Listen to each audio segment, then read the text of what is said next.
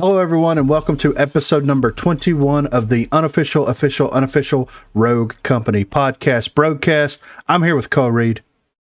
I'm here with Darlord. I'm here with Garbo. I'm sorry. Adam just fucked me up. Okay, I'm here with Griffin.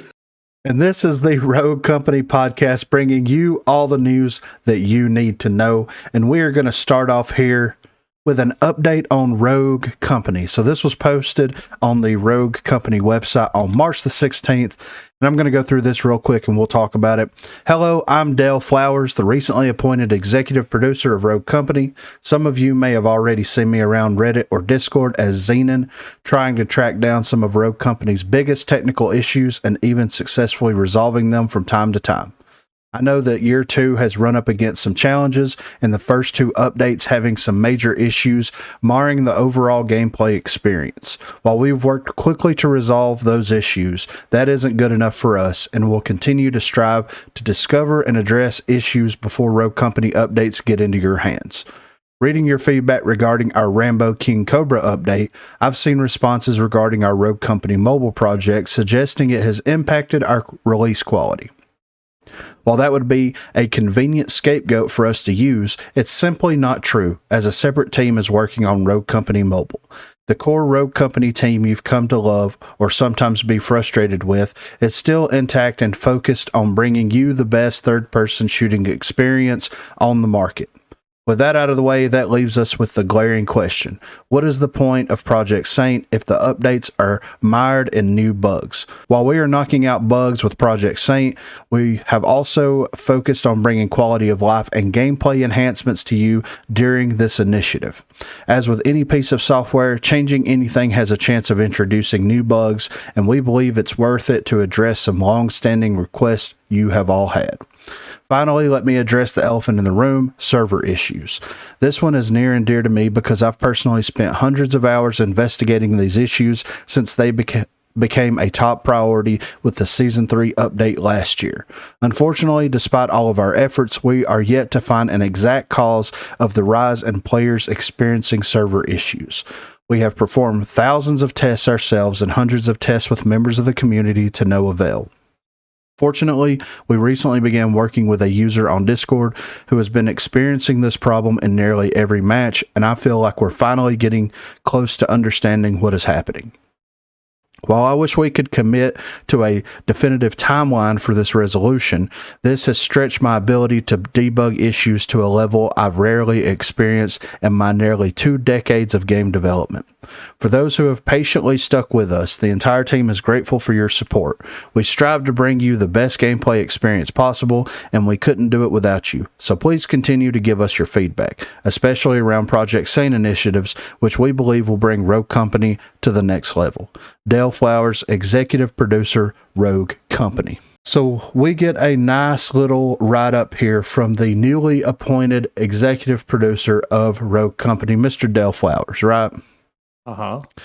And it sounds like to me, you know, the King Cobra update, some people had some issues with it. I myself really didn't have as many issues as some other people had, right?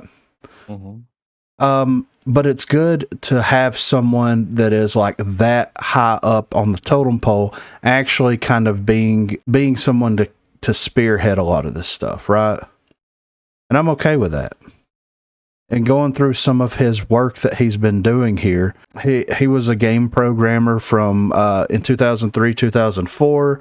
He was a contracted programmer. He was from 2004 to 2005. He was a game programmer from 2005 to 2006.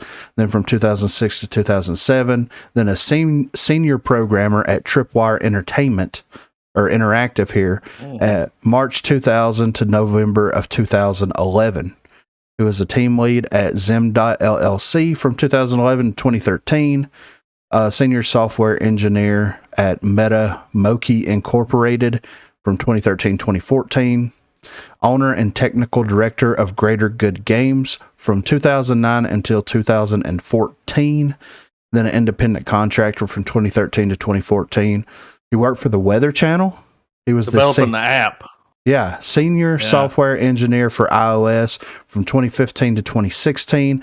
And then he starts his journey with Hi-Res here as a technical director from 2014 to 2019, a studio head / executive producer from 2019 to 2020, director of development from 2020 to 2021, and now studio head / executive producer once again for Rogue Company 2021 to present.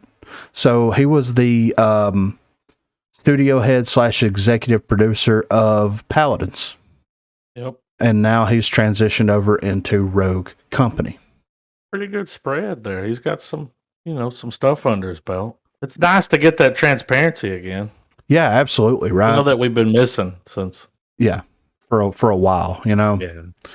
But it's nice to see them put something like this out. Yeah.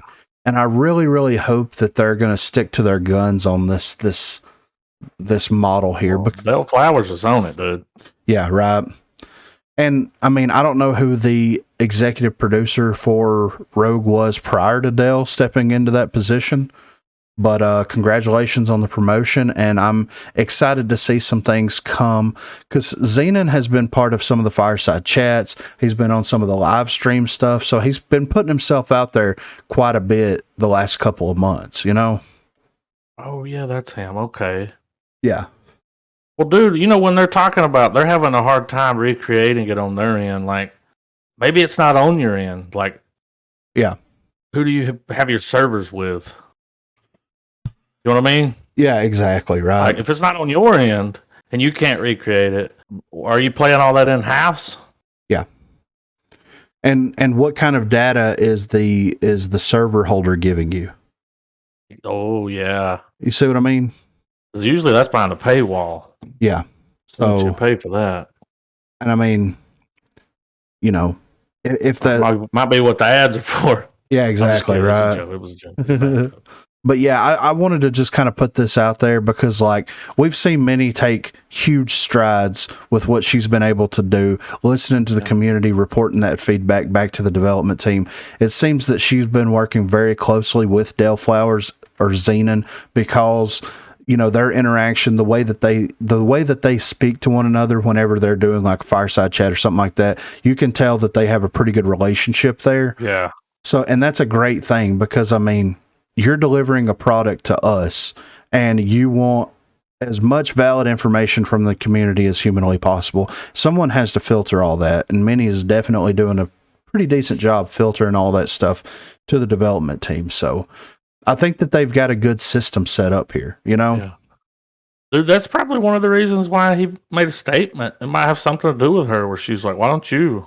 Yeah, right. So it's good that this dude's kind of putting himself out there, and I'm for it, man. I'm for it. This is definitely something that's been needing to happen in the community for a while, So next up, on the March the 21st of 2020, Rogue Company tweeted out the Rogue Company Championship Series announcement coming soon, with a nice little 10-second video here actually showing the graphic of the Rogue Company Championship Series. And this is what I'm going to say, man. Like, it's good to see that this is popping up. I'm interested to hear more details about it. I'm fairly certain that, First Watch Games is going to partner up with CMG on this, since CMG is the ones that's been doing the 10Ks, and they did the first LAN event and all that good stuff, which makes absolute sense that they would partner with those guys. Here is what I'm wondering, though, and we'll get into some of this stuff, in the next topic, but as things with the game start to change, and we've seen this with other larger games that are played competitively, there's a certain meta that eventually develops based off of how the pros actually play the game, right? And we've kind of seen that in Rogue Company a little bit with the KA-30, with the Sahara, with some of these with some of these weapons that are just absolutely, that needed to be adjusted at the time. I'll say that. The ones that get banned during the tournaments. Yeah, exactly. So I'm very interested to see if, like, with Rogue Company, and they'll be having like tournaments or, gameplay, professional gameplay. I'm going to assume, like, throughout the weeks leading up into like what would be a tournament or a championship series, how is that going to define how the game is going to be played? Because it happens in every game, right? Like look at Warzone. You have content creators and people that play the game for money, and they're building these perfect loadouts with no recoil, high damage output, and everybody's trying to emulate that to the point where whenever you drop into Warzone, 99% of the people you run into are going to be running that specific build. You're probably going to have it too. That's how it works. Mm-hmm. If you want to win, you're going to have it. You have to run that loadout. Yeah. Huh. Yeah. Sounds like a certain word. Yeah. Like meta. Yeah, exactly. And I do think that, like, with bans and then the draft system coming into the ranked, which will in turn go into these championships or whatever, you're going to see that meta shift a little bit, and it's always going to be kind of like, because, you know, like, you don't know who's going to take what. You know what I mean?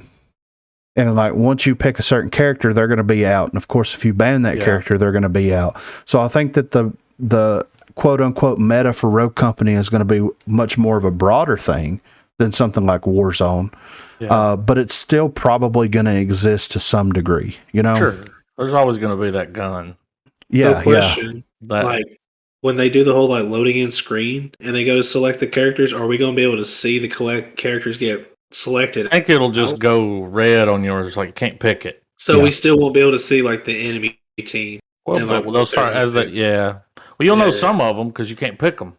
Yeah. Yeah, I guess you'll know the whole team. It's like, okay, that's what they've. Or right, you'll figure out the team before if that'll be the only way they can do that. But it's going to force teams to have to straight build a team out. Yeah, team comp.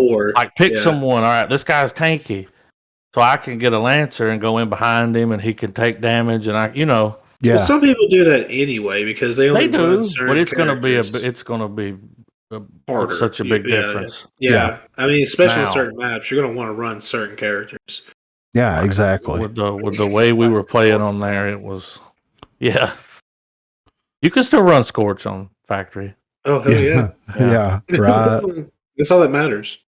And I think that that's going to be pretty cool and pretty interesting once they start incorporating that. And I'm hoping that that's what they're holding off on to start this whole championship series is the actual draft system. And since they pulled King of the Hill out of ranked, yeah. You know, that changes things up a little bit, which CMG, you know, they did, it was Demolition, King of the Hill, Strikeout, King of the Hill, Demolition was their 5-game set. So I wonder if they're trying to like more or less like rebalance how the CMG wants to do it, because I'm fine with 5 games of Demolition. I would rather watch 5 games of Demolition all day long, you know? Yes. And I know that they incorporated like the other game modes into that to try to pull players into CMG. But now that Rogue Company is actually like putting their money where their mouth is, then I think that you're going to get a bigger outpour of people that actually want to participate in the tournaments. So it makes sense to go strictly Demolition or to introduce another like single life game mode or an actual like tactical respawn game mode. You know what I mean? Yeah. So that's what I'm here for. Yeah, exactly. Right. And I'm 100% excited for that. Like I'm ready for the tournaments and stuff to start happening, because I mean, we've seen the same couple of like the same team or the same 2 teams have won it every single time. And I know that there's really, really good players out there that just aren't playing because like, what's the point?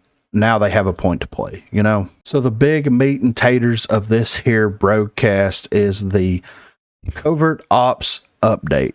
So there was a update live stream that happened that laid out all the information. It was Pretty Hair and one of the other developers, I can't remember his name right off the top of my head, but in my opinion, they did a fantastic job explaining all of the information, which is exactly what you want, especially with the changes that are coming, guys, you know? So the battle pass looks cool. The skins look all right. It's not my favorite battle pass by any stretch of the imagination, but I think that it looks kind of cool, and a lot of people are excited for it. You know, a lot of people hated on the current battle pass that we have in the game, which is like the mech battle pass. I loved it. I thought it was, I thought it's been one of the best ones that they've had so far, but that's just personal taste, you know? Different. Yeah, exactly. Yeah. So they did the initial PTS cycle. It started March the 18th and it ended March the 20th. So they did like a really, really short PTS cycle.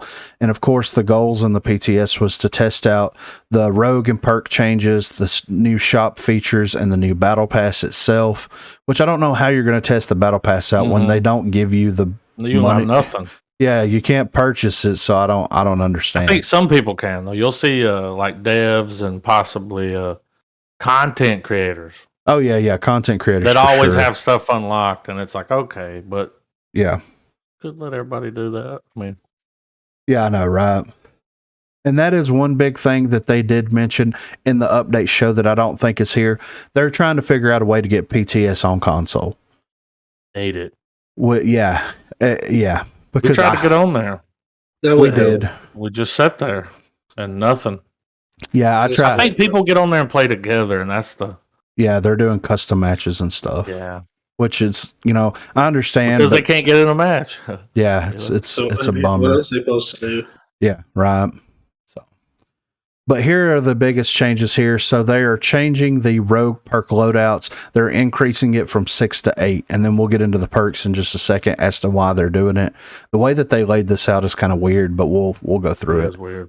For Project Saint changes, the weapons, pistols, gadgets, and perks now have a rarity color indicator assigned to each weapon and each gadget and perk. The goal here was to give quick visual clarity and effectiveness by using a widely familiar coloring scheme. So whenever you're playing, strikeout, demolition, whatever, whenever you down someone, you get the kill, you actually see what level that their gadgets and their weapons are. And when they showed this in the update show, I was like, that might cause some issues because there's some particle effects associated with it. But whenever we actually did do a little PTS action, it was very subtle. It wasn't anything super in your face. Jammer, dude. Yeah, it's not bad at all. But here's one of the biggest. Helpful. Yeah, definitely helpful. And you can ping it, and whenever you ping it, it gives you the color. Yeah. And dude, you look down, it's a Mark IV. It's like, is that a 30 clip or a 40? You know what I'm saying? Yeah, exactly. Right. Like 40. Yeah, I don't want that 30. Get it out. Get it out of here. So for one of the biggest changes, the perks. So now we have scalable perks. All perks now have rare, epic, and legendary versions, which will present increased costs but benefits as well. So all rogues have had their perks reviewed and in many cases changed. Log in to see all of those changes, which, you had to log into the PTS to see them, but we've got a spreadsheet. We've got some screenshots and stuff. They introduced some new perks here. So Energizer, it allows your abilities to recharge faster. So this is going and going, Yeah, right. And this is something that they don't put at the top here, but Demolition is going to have the ability for your abilities to recharge. So they're going to go on cooldown once you use them. And that is all across the board, all game modes, all rogues, everything, except for Dallas because of how his passive works. But anyway, so whenever you use a Dema ult, you got to wait that allotted time, whatever the cooldown timer on it is, and then you're going to have the Dema ult again. So it's going to be very spammy snipes. Hey man, what if they did it like with Dallas? That's kind of like you have to down somebody to get it. Yeah. So like I shoot the switchblade rocket. Mm-hmm. All right, that's the first one. So I'm gonna have to down 2 people to get another one. Just scale it depending on yeah. It would spread it out. It depends on how you're playing. You can't just sit there and wait and get it back. Yeah, right. Just sit behind a box. You see a lot of people just chilling. Well, I mean, maybe when you buy Energizer, it makes that natural recharge. Yeah. Instead of taking down. You should make people like have to purchase it. Yeah. Yeah. For it to reload. That would be better. They can make the abilities have a slower recharge. And then they'll definitely make Energizer worth it. It doesn't take that long for it to come back. You played respawn modes, it's like that. Yeah, exactly. And you could just sit there and wait. And just wait it out, yeah. Yeah. I got another rocket, got another Demo Blast. Yeah. So right now, and according to these patch notes, the way that Energizer works is for the legendary version of it, which costs 12,000. Nope. For the legendary version of Energizer, which costs 11,000, your ability recharges 75% faster. Okay. And the rogues that have access to this are Chalk, Dema, Kestrel, Runway, Saint, and Trench. Whenever you have the epic version, it's 50% faster, and when you have the rare version, it is 25% faster. So that is just an idea of how this scales according to this, because they did make changes, and we'll go into those after we get through with this stuff. So we played on the changes. Yes, we did. Yeah, and the Saint revive was a second if you have everything. Yeah, if you have Helping Hands and Lifeline, the Saint Res is like a second or a second and a half, and he gets his ability back with Energizer, the legendary version, in about 30 seconds. Crazy. It's already like his revives so already fast. Yeah, Like the thing pops over you, and the circle just fills up. Yeah, Woo, so bam. Now with the Energizer, that's going to let him have a second drone like almost immediately. Oh, Saint's going to be such a powerful character. Yeah, there's going to be a couple. Yeah. More of a copper top man myself, but anyway. Yeah.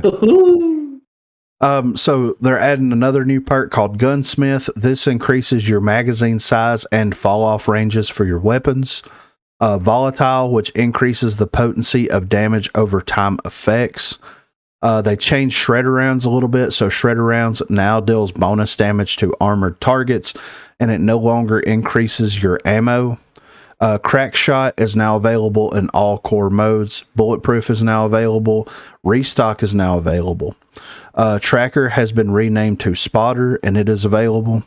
Headstrong has been renamed as Armor, and Armor is no longer repairable. And picking up armor from mythic crates in relevant modes will drop your currently equipped piece of armor.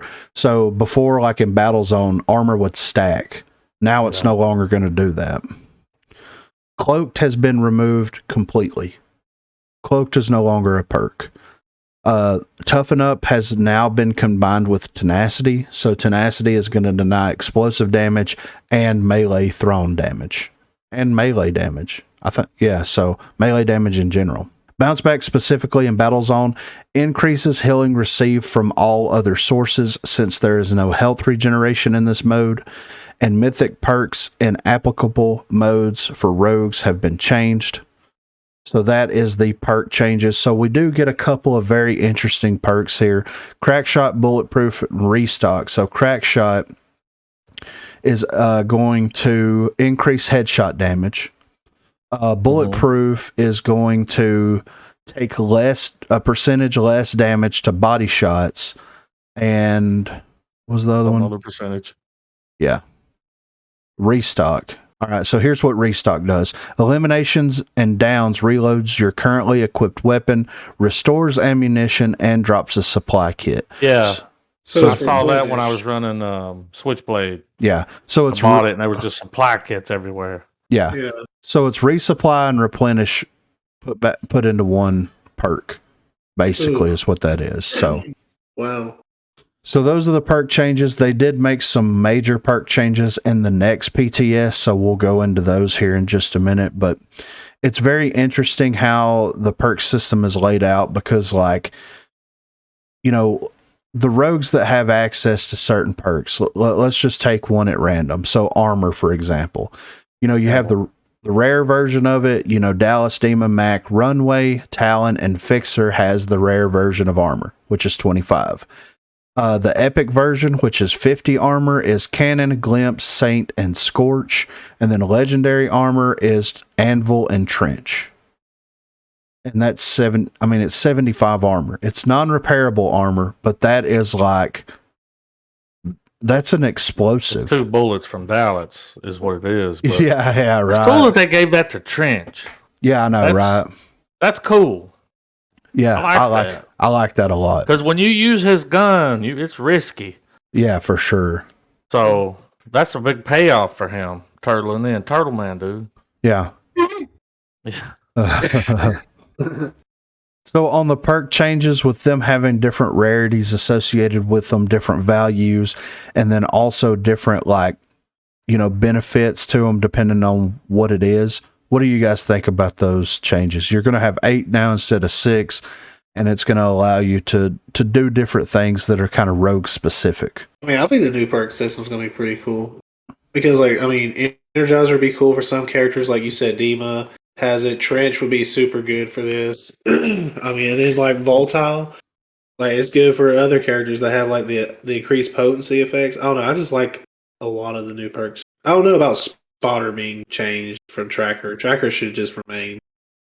So Spotter has been its Stalker and its tracking rounds thrown together. Yeah. So Spotter, you see the enemy footprints and you reveal the enemies whenever you shoot them. Okay. So some cool intel. Yeah, right. I'm not mad at the. Remember, like forever, dude, we would talk about Saint and how we wish we could upgrade the drone or maybe do it again or do it faster or let me spend money on this because, like, when you play Saint, dude, you're nothing. I mean, you can do work, but you're healing, dude. Yeah, you are a healer, and they've changed that, and I think they might end up changing that time a little. Yeah. Oh, because they energize. It's fast. Yeah, I witnessed it. It was quick. I mean, legit, when you activate the first drone without all this like new perk system or whatever, it was 3 seconds. Yeah, wow. And like with Anvil, I was able to upgrade fully all my armor and everything. And I can't remember the guy's name that was playing with Brad, but he was hitting me with that arbitrator, and it was like, not today. Yeah. You know? Yeah.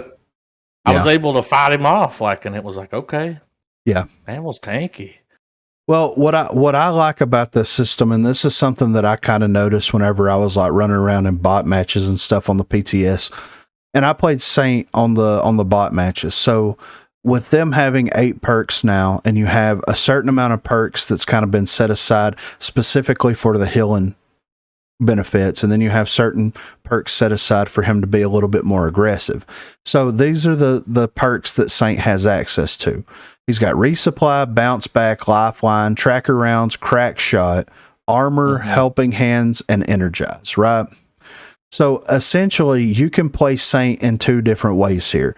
You can invest heavily into his revive ability and his, use of the drone, or you can say, fuck that, I want to play Saint as a little bit more of an aggressive character, and you can invest in resupply, bounce back, tracker rounds, crack shot, armor. You know what I mean?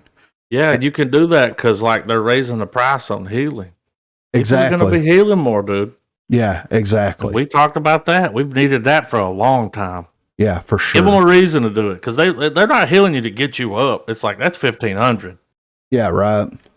That's half a perk. Yeah, yeah. So I do like how a lot of these characters, they've kind of given a couple of different ways that you can build these loadouts.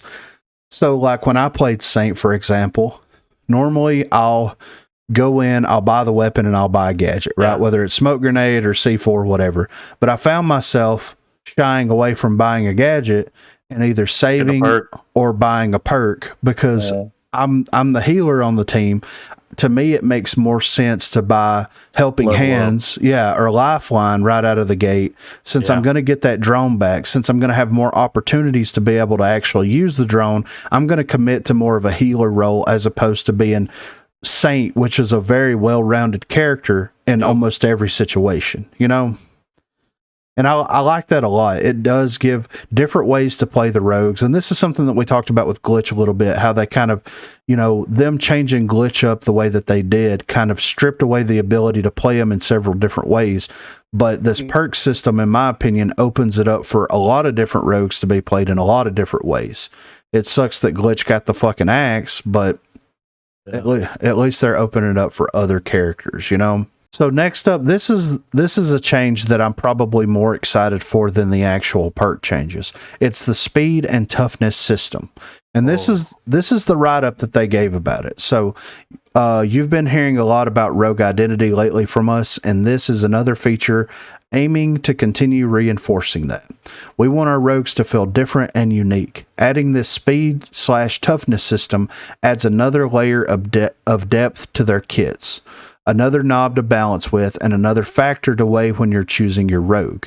Each rogue has both a speed and a toughness value assigned to them, which can be found in the rogue section of the main menu, as well as during the character select screen before you load into a match.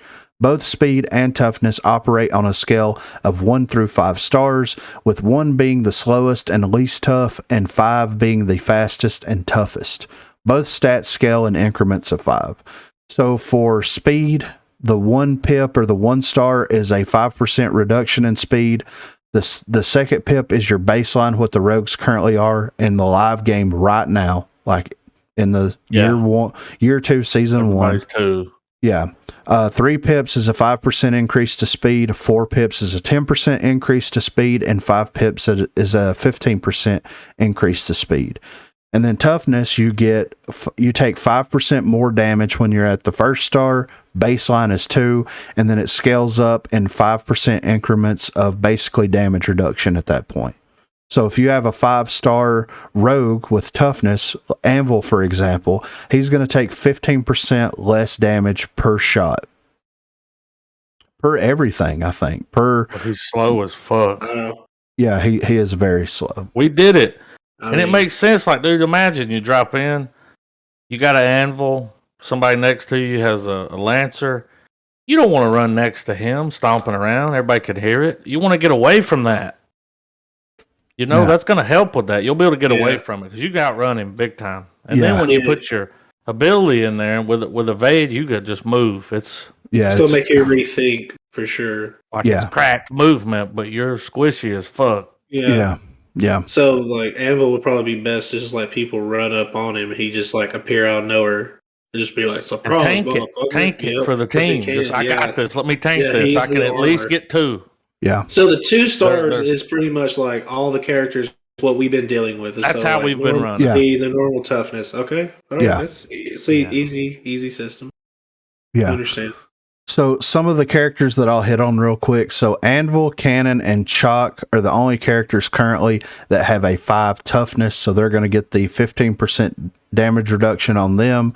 Then you have Lancer, Scorch. No, you're going to have Lancer, Seeker, and Talon all have a 5 speed, which is going to make them 15% faster than everybody else. Not Switchblade? Even notice that they didn't give the toughness to Sigrid, but she has her toughness. It's the shield. Yeah, exactly. And it's going to come back even faster. So, yeah. So Sigrid's kind of a polarizing character here because her speed is a 4. So she's going to be 10% faster. She is slow with that shield, dude. When you pop that shield out, it's hard to. But she's fast when she crouches with the shield. So will that speed stack on that? I'm telling you, man, lately, it seems like it's the same to me. Whenever I'm trying to push, because y'all know I've been using her. It doesn't seem faster when I crouch. Yeah. It really doesn't. I don't know. I mean, I could be wrong, but I'm having a hard time catching people if they decide to run. Yeah, right. I don't know. So yeah, whenever you look at her here, she has a speed of 4, and then her toughness is a 3. So she's going to get 5% damage reduction. Not counting the shield, which is going to deny all damage completely. So that is her damn, Yeah. It makes sense they didn't give her that toughness, because if they did on top of the shield, it's like, bro. Yeah. She was already kind of broken a little bit. I mean, she might be a little tough right here. I mean, she gets a 5 decrease in damage. Yeah. That might be enough right there, honestly. Open that shield on her. It definitely made her fucking playable. And she's got some good perks to accompany her. So she's got Life Drain at a legendary perk. She's got Bulletproof at a legendary perk. So that's 15% damage resistance to body shots. Toes. Yeah, Toes. Exactly. Yeah. She's got Energize as an epic and Tenacity as an epic. And then she's got Blaster as a rare perk. So Blaster increases explosive damage by a certain percentage. So just be her Simtech. Yeah. So you can really build that character out. If you go in with Sigrid and you're like, I want Bulletproof, I want Life Drain, and I want Energize. Dude. You're getting it. And even Tenacity. You can build her out that way, and she's going to be a tank. So she'll have the She 50. could probably out. I mean, dude, she could out tank Anvil at that point. Well, yeah. Really? So she'll have 15% body damage from bulletproof, and then she'll have 10% body or 10% damage reduction. So she's going to have a 25% reduction, other than headshots, of course, because of the way bulletproof works. Plus the shield. Yeah. You Plus could hit life people with drain. it, Yeah. You know? Yeah. So it's going to really make you kind of reevaluate how you approach a lot of these situations whenever you're playing against. Yeah, exactly. Like it's going to be good on the competitions because they'll see, like, can't pick secrets somebody else did, getting the glitch. Yeah. You definitely gonna make you change how you play your characters too, because like people's speed and toughness when they fluctuate. Oh yeah, it's huge. I mean and it tells you when you put your thing over a character to select it, right under their picture, it tells you what the speed and toughness is. But you only have 30 seconds to look through there, because it's gonna take a minute to figure it out. You know, like who, what, like it'll be the same. Like eventually just getting used to it. Like the characters carrying certain perks and certain weapons until Mastery came along. But it's the same. Yeah. A lot of people are going to be like, I already got a fast one. We're going to need some, pick somebody that can take some damage. I imagine everybody that can take damage. Yeah. Like a whole team of just like tanks. That's going to happen. But they're slow. I mean, you just said Chalk's going to have a 5 toughness. Yeah. I mean, that's kind of going to be gross. Yeah. It kind of makes sense, though, like for his perk and like he recharges. You definitely don't want him He does the Bane shot. Yeah. No, when he even like does his thing to give him that extra 1 life. Oh, dude. Yeah. Yeah, that's gonna be woo. And whenever you look at Chalk's perk set here, he has 5 toughness. He has tenacity at a legendary. He has energize legendary, which I think that his recharge time for his ability with energize was what? 35. 35 seconds. Yes. So he'll be able to get it back in 35 seconds. And do it again. Yeah. And then he has life drain at an epic. So, I mean, you can definitely build him out as like he can push a site almost single-handedly without going down at that point. That coupled with the Simtex and the flashbang grenades. Yeah, that makes him really powerful. Yeah. And you got to mention the Vi. I can't remember what perk the dude bought. Volatile. But it didn't, like, it was all right on the Vi poison, but when he fucking chunked that grenade, it was done. You donezo. Yeah, instead of doing, I think it was 12. Right now it's 12 tick damage. I think it was doing 15. Right. It's faster too. Yeah, it's like get out of it. Yeah. But it was the grenade that was like, whoa, that's way worse than the actual poison. Yeah. Which makes sense because it's not as big. The area it covers, like, yeah. I want to see it with Trench because like his is only like 7 damage, so it'd be nice to see like hit how much that damage would take, plus slowing down enemies being thrown into it. And yeah.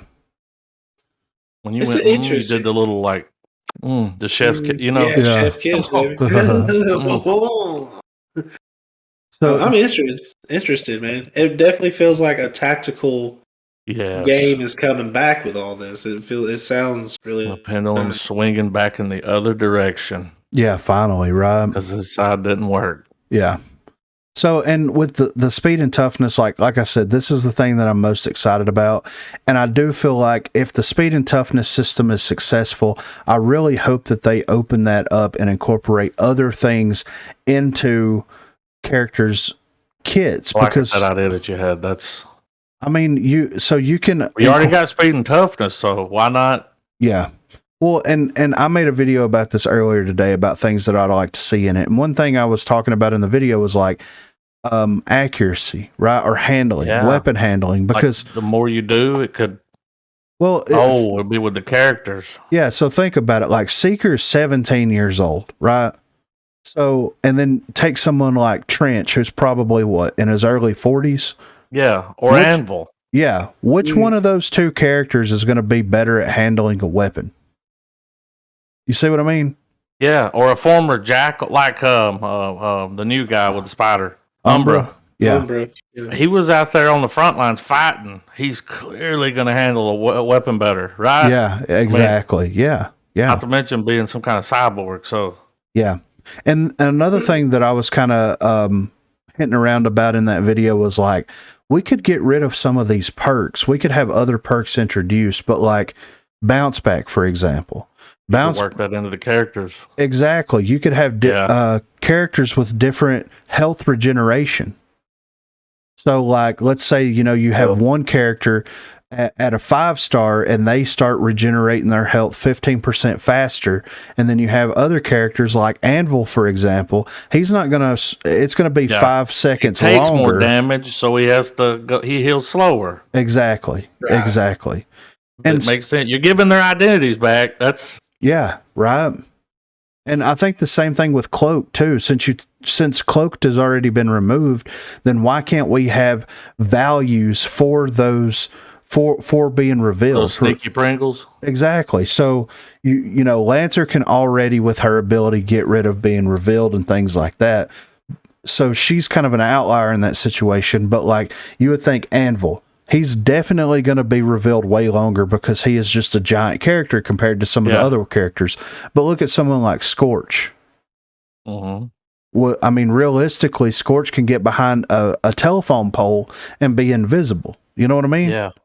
So like, you could have different values, and you could create an entire character like portfolio of abilities that complements them. Oh. Well, dude, that could even be a thing. Like, if you're out in the open, you get marked, right? Yeah. You have to get behind. When you get marked, get behind cover. It'll quickly go away. Yeah, something like Stuff that. Like that. Yeah. Where it's like, oh, because you're going through the mid. I'm running through the mid. I got marked. Get behind something. Yeah, exactly. Because sometimes it takes people a second if they're doing something to look where they hear the reveal. Yeah. Where did that come from? Like with the sticky sensors. Yeah. Oh, it got me. Get behind something. If you could get past it, get marked, get in quick. Yeah. Get behind something and hide. Nobody can see you. You're good. Exactly. Stuff like that. And why not? I mean, that's tactical. I really think that they can expand on that system in a gigantic way, man. And make each rogue feel really, really different. And I'm excited. It'll make you know, like, I'm picking this one because of this. Yeah, exactly. Like, yeah. Because I can just play with anyone, dude. I can pick any gun I want to pick at this point. So yeah. Oh damn! Like, that's the way it is. Like, if your friend picked the person you wanted to pick, it don't matter, dude. Just pick another one. Like, yeah, pick someone that has access to SMGs, and you've got you're good. The objection, you're fine. And you got a shield.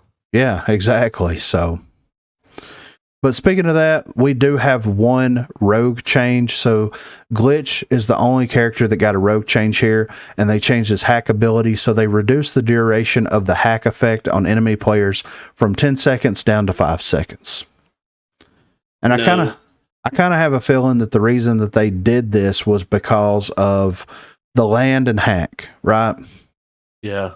It's shutting that early game setup, that early match setup down completely. For the push. Yeah, exactly.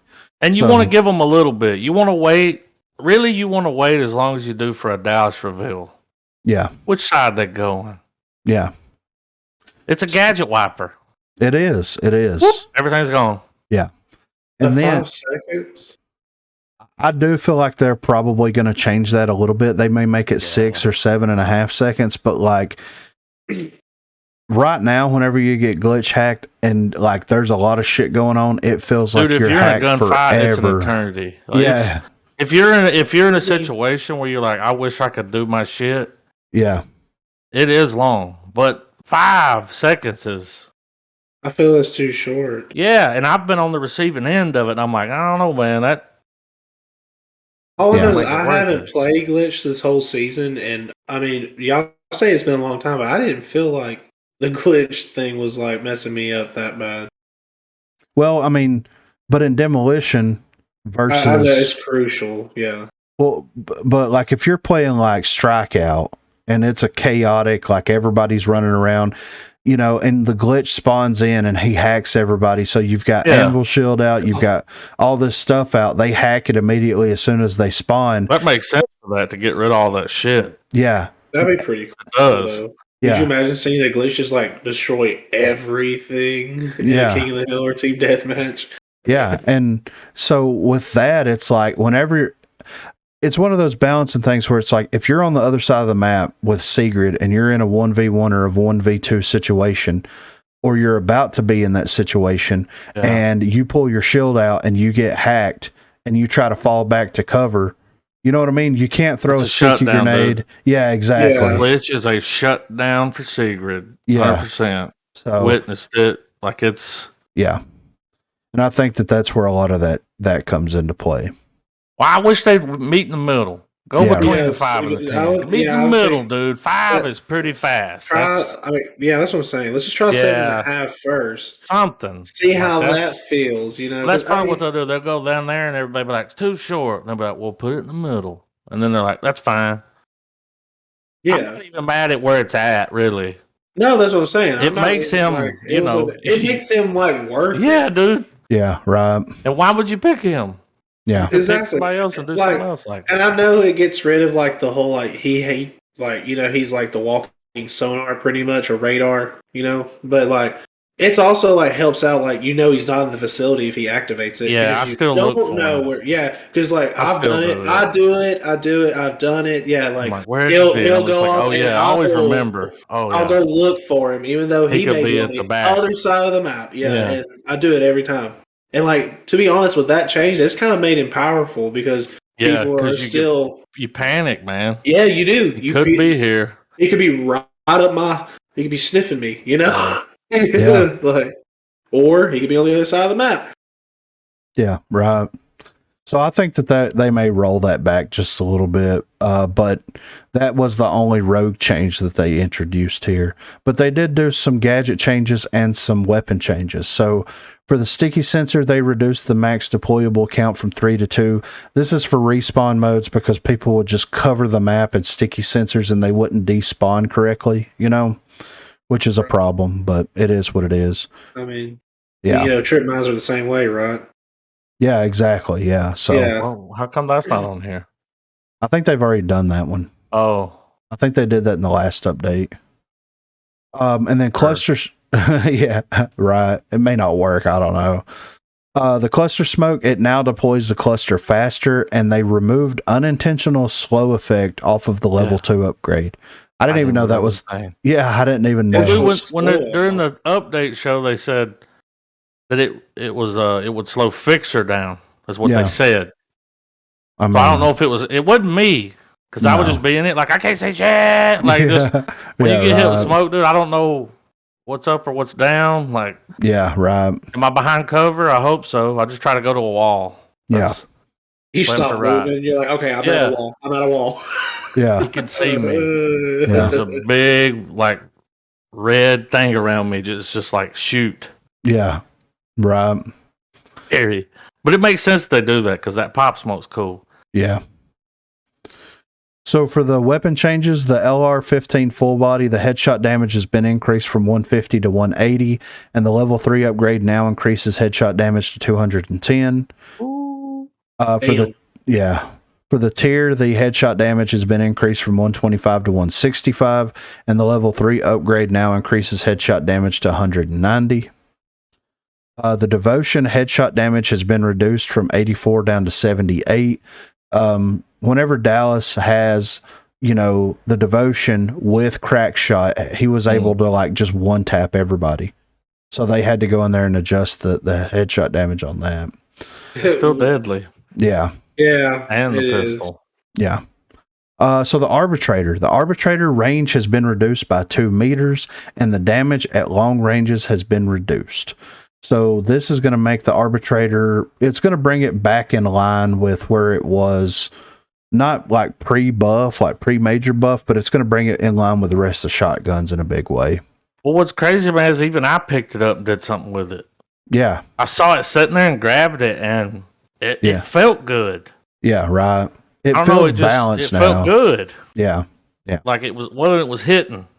Yeah. Like everything was lining up with the hip fire. Yeah, dude. I don't know, man. I've never been able to. I'm just like, shotgun, no, Yeah, right. Roll that contract again. Yeah, right. But it was all right. This is the big one, though. The objection. The body shot damage has been reduced from 12 back down to 11, and the fall off damage has been increased at medium and long ranges. So I purposefully tested this out the other night when we were in PTS, and the objection is finally where it needs to be. Well, based off of my experience, off of my experience in the PTS, it feels where it needs to be. It's very, very deadly up close. Like, it's a small gun. Yeah, like it's supposed to be. But you can't beam people down from like medium to long range like you used to could. Throwing rocks. Yeah, exactly. You're just telling them where you're at. Yeah, basically. You better hope they don't have a better gun. Yeah. Yeah. For the Sahara, they increased the recoil for it, and the mag size upgrade now provides less ammunition, so it's going from 15 down to 12. I think that the mag size upgrade goes along with that perk. The gunsmith perk. And they increased the recoil. It still feels okay. I think that the weapon felt fine on the Rambo update, but they wanted to make it a little bit less accurate, which... Deadly. Yeah, I mean, it's them headshots ting, you know what I mean? Yeah, I do know what you mean. And the KA-30, they reduced the range of it by 3 meters, which, you can buy that perk and it increases the fall off damage at ranges. So it's kind of a balancing out act with that. All the player. Yeah, exactly. So the Battlezone changes, like, these are just kind of... The perks are no longer global now, so they're rogue dependent. The first 8 perks are your rogue's core perk loadout, and the last 4 perks are mythic perks. So the mythic perks have different values associated with them and things like that. They also made economy changes to Battlezone. They made economy changes to the whole game, basically. Yeah, they didn't put that in here. Oh, it's down there. Yeah. Yeah. Dude, the best one is the hill. Yeah. So they introduced the best one. Yeah. They introduced a new gadget into Battlezone, and I really hope that they introduce this into some character. They need to give it to Runway, in my opinion, and get rid of the Simtex, but anyway. Yeah. So the new gadget is called Regeneration Field, so it heals friendly rogues that are around the gadget. So it looks like an APS system, except it's got green on it, and it's a 10-second duration, and it heals 5 tick health per second. Whoever's in it. Yeah.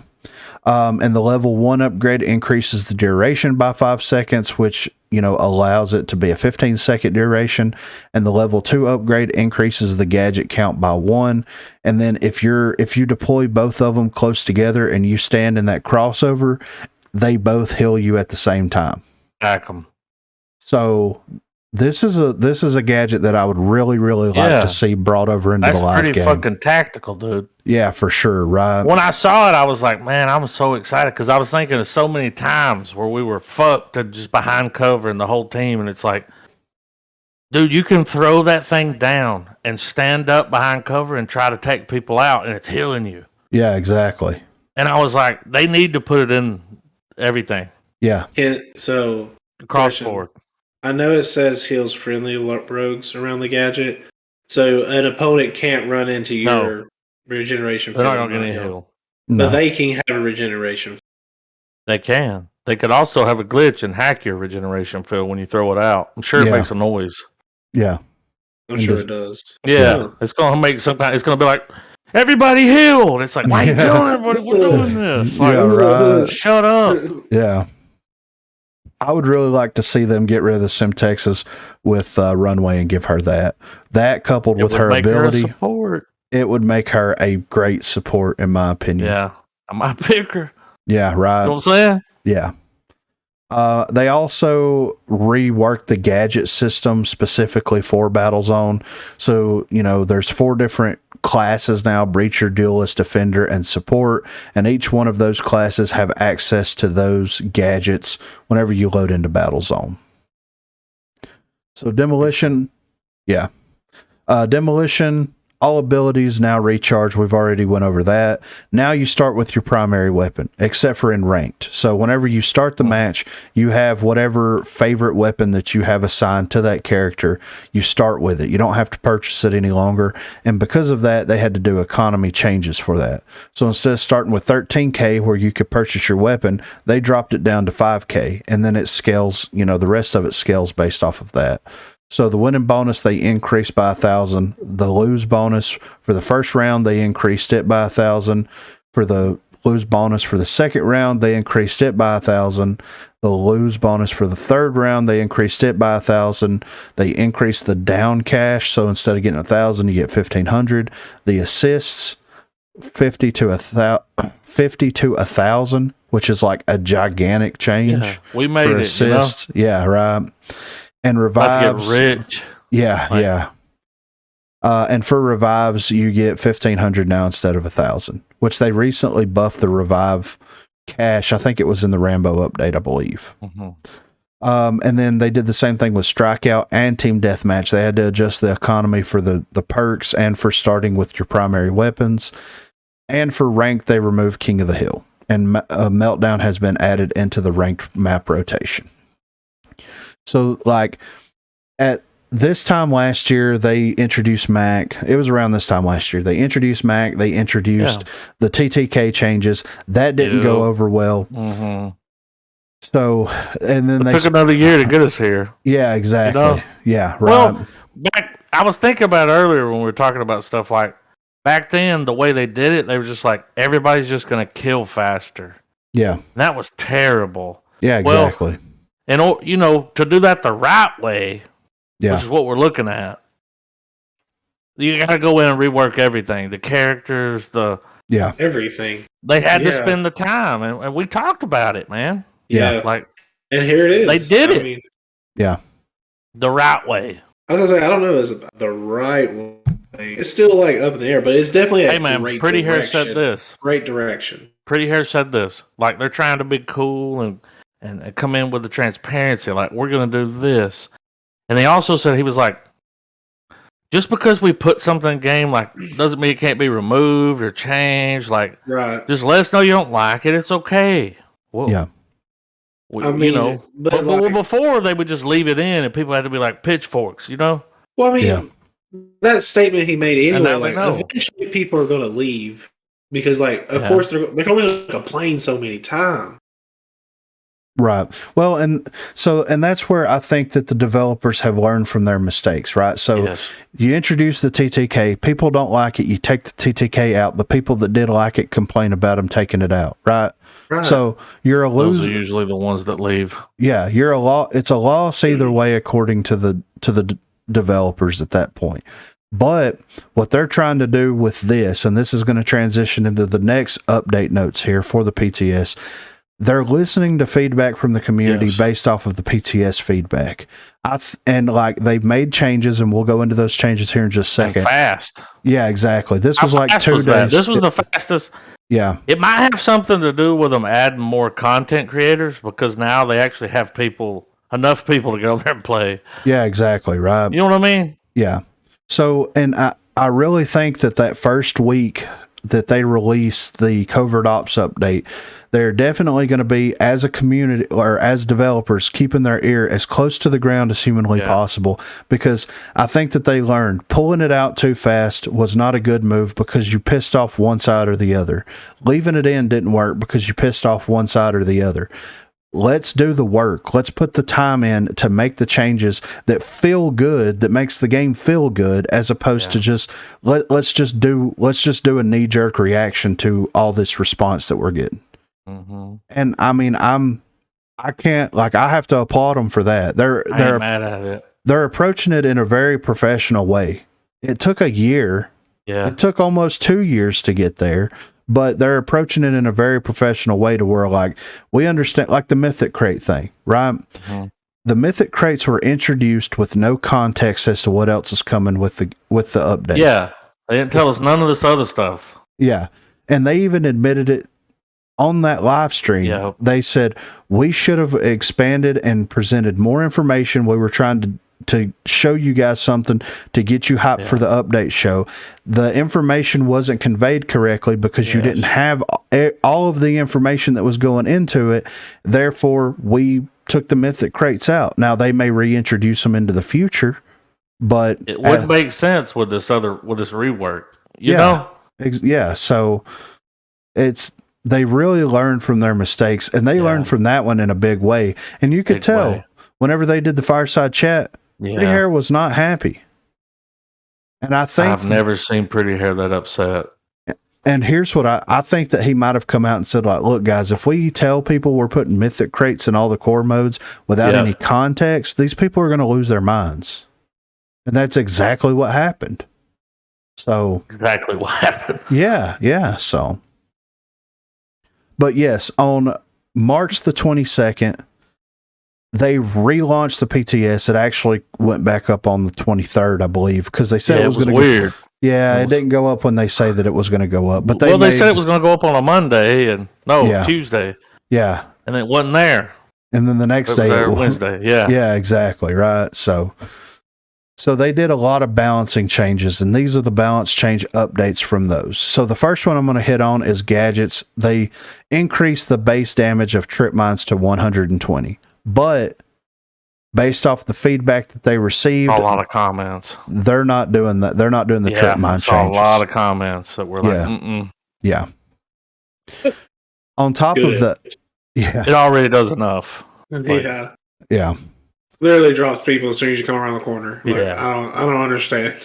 They did do some more rogue changes in this. So for Kestrel, they reduced the damage of her Halo drones from 75 down to 55, and they increased the charge rate of her ability to 75 seconds. Chalk, they increased his cooldown ability. His ability cooldown to 65 seconds. They did the same thing to Sigrid, 25 to 35 seconds. Same thing to Runway, 60 to 70 seconds. Same thing to Scorch, 45 to 50 seconds. Same thing to Dima, it's 75 seconds. And same thing to Switchblade, 75 seconds. So some of these problem characters that was not testing well on the PTS, they increased the charge rate of the abilities. And they did it quick, and they did it in a way that made sense, in my opinion. Because these are the common outliers that everybody was asking about. Okay, Kestrel has access to Energizer Legendary, which is a 75% cooldown on something that's going to be a 60-second cooldown. You know what I mean? Yeah. So, like, it makes sense that they made these changes. On top of that, they made perk changes. So for Energizer specifically, they corrected the description to reduce confusion. So the rare version of Energizer, they reduced the charge time by 20%. On the Epic, the ability reduces charge time by 30%, and the Legendary was 40%. So it went from 75% Legendary. So if we pull the spreadsheet up and we go down here to Energize, it was 75%. They dropped it down to 40%. Okay. That is a very substantial nerf to that perk. That was huge. Much warranted. Yeah. But that is a huge change. For Crash, this is the first time we've ever seen this. Exactly, right? Like, never. We've been playing this game since day one. Yeah. And they've never launched a PTS over a weekend. And then 2 days later, launch it again and fix it. Yeah, like, never. Tons of changes. Yeah. Oh, yeah. It's good. I'm excited. Yeah, me too. Contain it. Sorry. So for Crackshot, they reduced the headshot bonus damage from 10% down to 5%. For Epic, 20% down to 10%, and Legendary, 30% down to 15%. So they halved it all across the board. And then must have been like super, like one-shot downs like every time. Right. And then for tracker rounds, they adjusted the economy for it. So the cost for the rare version went from 4,000 to 5,500. Epic went from 6,000 to 7,500, and Legendary 8,000 to 9,500. Since Cloak doesn't exist in the game, it makes that perk very valuable. So they saw that and they adjusted the economy on that specifically. And then they did weapon. Do what? I said more of a reason to run it. Yeah, right. Exactly. I'm not buying it. Yeah. And then they did some weapon changes here. So this is all headshot damage reduction. So D40C went from 19 down to 18. SLC went from 19 to 18. LMP went from 25 to 22. Ooh. The Knight went from 32 to 30. KA30 went from 28 to 27. The Mark IV went from 32 to 29. The Aaron went from 48 to 41. The MXR went from 48 to 42. The Devotion went from 83 to 78. And the Maul went from 24 down to 22.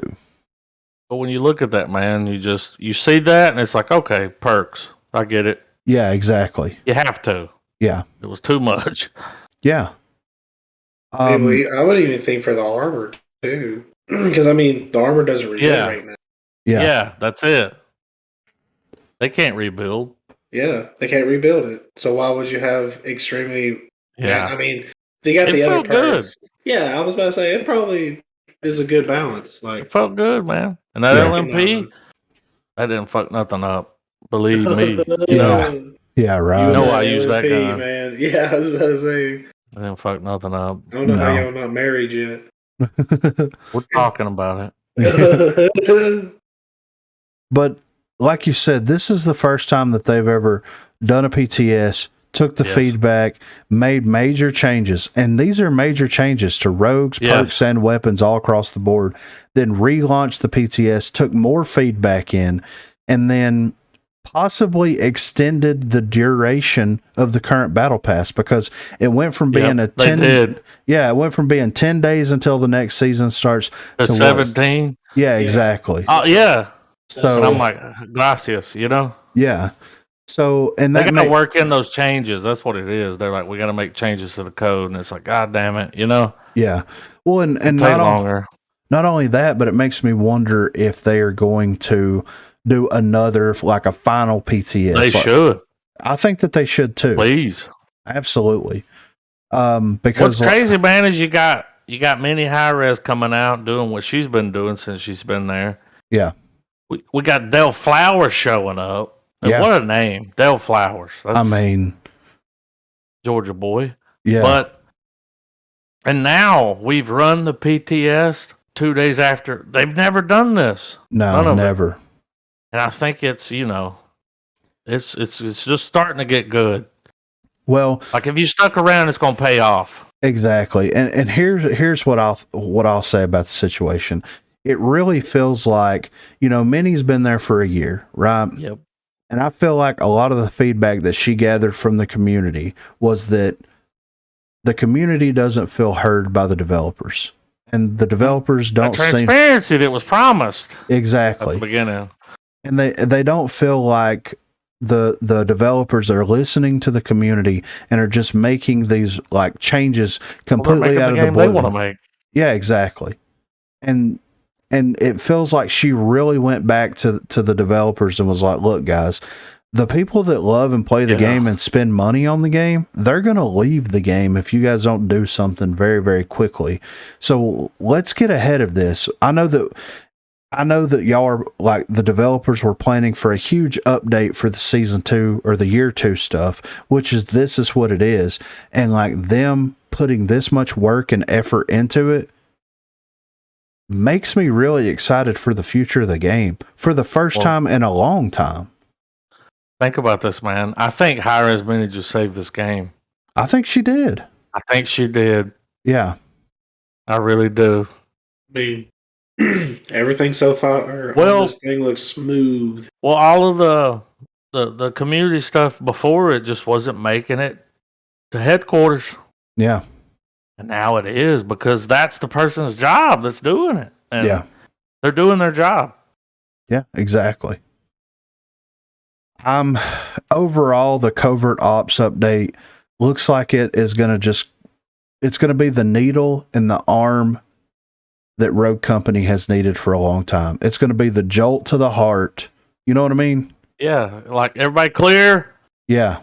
Update. Yeah. Mm-hmm. And I'm like, I'm always excited. Yeah, I'm always excited. I ain't never been this excited for a game, dude. Yeah. Whenever I read the PTS notes or the patch notes and all this kind of stuff, like it's been really, really hard to get me super excited about a lot of the changes. Yeah, man. This is like well, a just lot of having care. that little taste of it, that little, Yeah. you know, Yeah. it was like this is gonna be good. You wanted some more. We'll sit over here and work out our game plan. It was like we need somebody to get an anvil and get this, and we do that. I'm getting flashes, like we're playing out our attack. Yeah, and this is gonna help, and people are gonna be caught off guard because you can't just pick a motherfucker drop in anymore like you used to. Yeah, no, you're not gonna be able to do that, and you're gonna have to think about it. Yeah, and not only that, but you're gonna have to like decide. What play style you want to go? Are we doing with. this? Yeah, and you're going to have to commit to it. Are we just pushing them them with SMGs or? Yeah, I kind of started running certain mains because of like how everybody else be running certain characters. Yeah, like it's. I'm very excited, man. Very excited. It's definitely like I didn't play the PTS, but like all these patch notes. Y'all talked about the PTS. It definitely starts to feel like the game is heading back to the tactical shooter style, and that's definitely what we were looking for when we started this shit. Well, and I'm happy that it's like this kind of like they're kind of pushing away from Battlezone and back to the demolition style. Battlezone, I don't know if it'll be around much longer. Like, yeah. Well, I don't know. This is exactly what I think. I think that they finally found their identity. The identity crisis, dude. Yeah. Like, who are we? Well, we said it when we sold it to people. A tactical shooter. Yeah. Mm-hmm. And they've done everything to move. It's like, don't move away from that. That's your thing. Yeah, exactly. That's what you have. You're a cross play across the board. Even if you got a Switch, pretty soon a phone. Yeah. Well, I don't know if you can play with other people, but yeah, you're a tactical shooter. All right, guys, we are going to head over into a very, very special community section of the unofficial Rogue Company podcast broadcast. In the future, if you want to contribute in any way, be sure to hit us up on Twitter at BROGUECAST. You can email us broadcast@gmail.com, or you can join the Discord. Links are in the description down below. There's a section called Broadcast Contributions, so if you want to contribute, please do that there. But let's head over and let's see what we've got in store for you guys. Welcome back, everyone, to a very, very special community creator spotlight. Perhaps the fifth unofficial part of the broadcast. We're here with Greenboi. Hello. Greenboi has helped us so many different ways with the broadcast itself, and I'm very excited to be sitting here talking with you right now, my friend. Same here. Tell everybody a little bit about yourself. I'm usually in the community. People see me as the Greenboi, but I run a channel called Rogue Report, and that's Rogue Company News. I've been playing Rogue Company since it became free to play, probably the day it became free to play. I've been hooked on it ever since. It went free to play was it in October? Oh yeah, it was in October.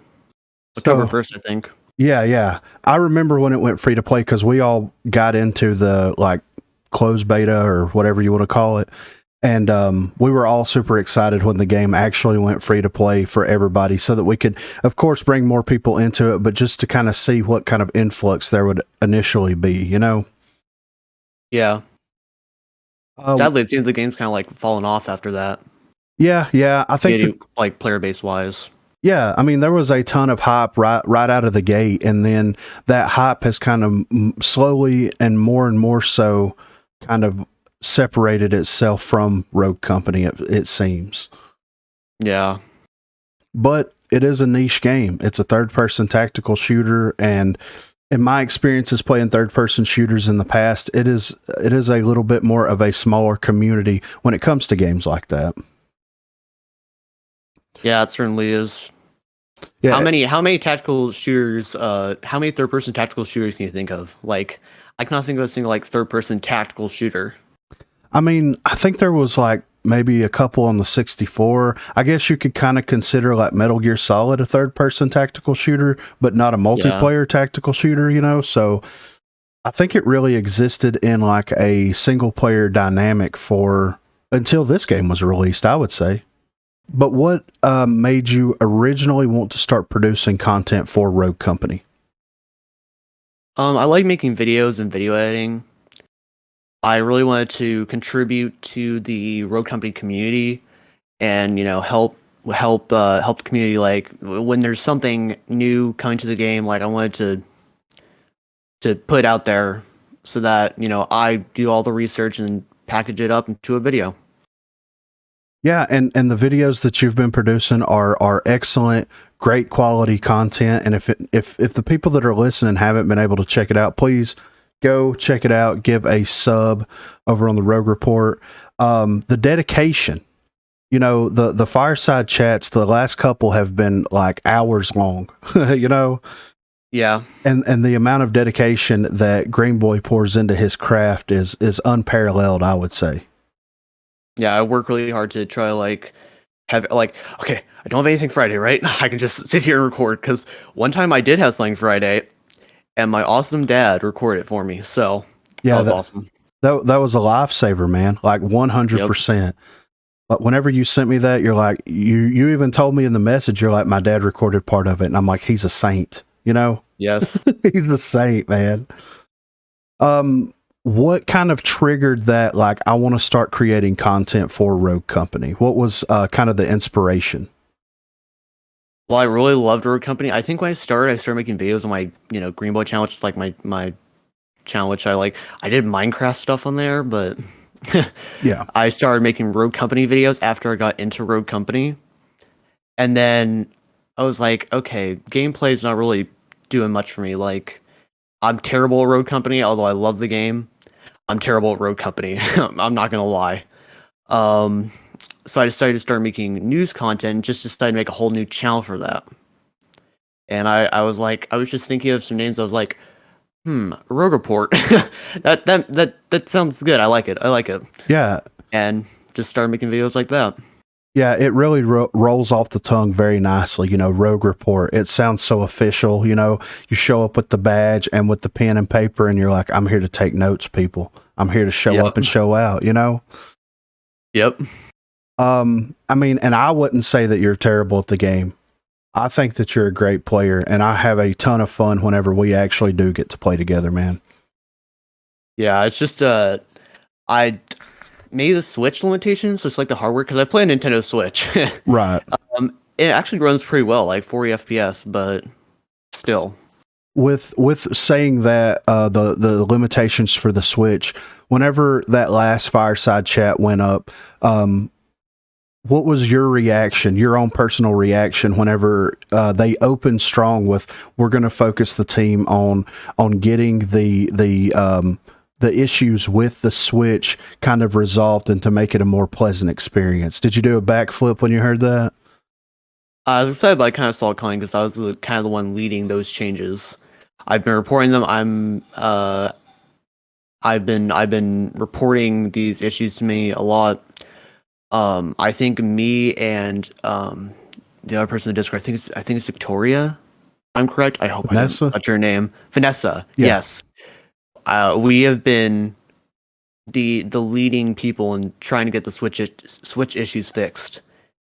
And I've been reporting all the Switch issues to Minnie, and I'm glad to see that they're finally getting some attention on them and more work going into the Switch.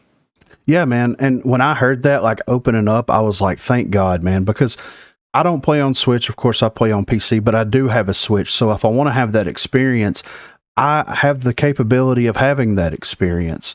But I know that there's a lot of people out there that primarily play on the Switch, and there's a lot of people that play with us whenever we do the stream that are fantastic Rogue players.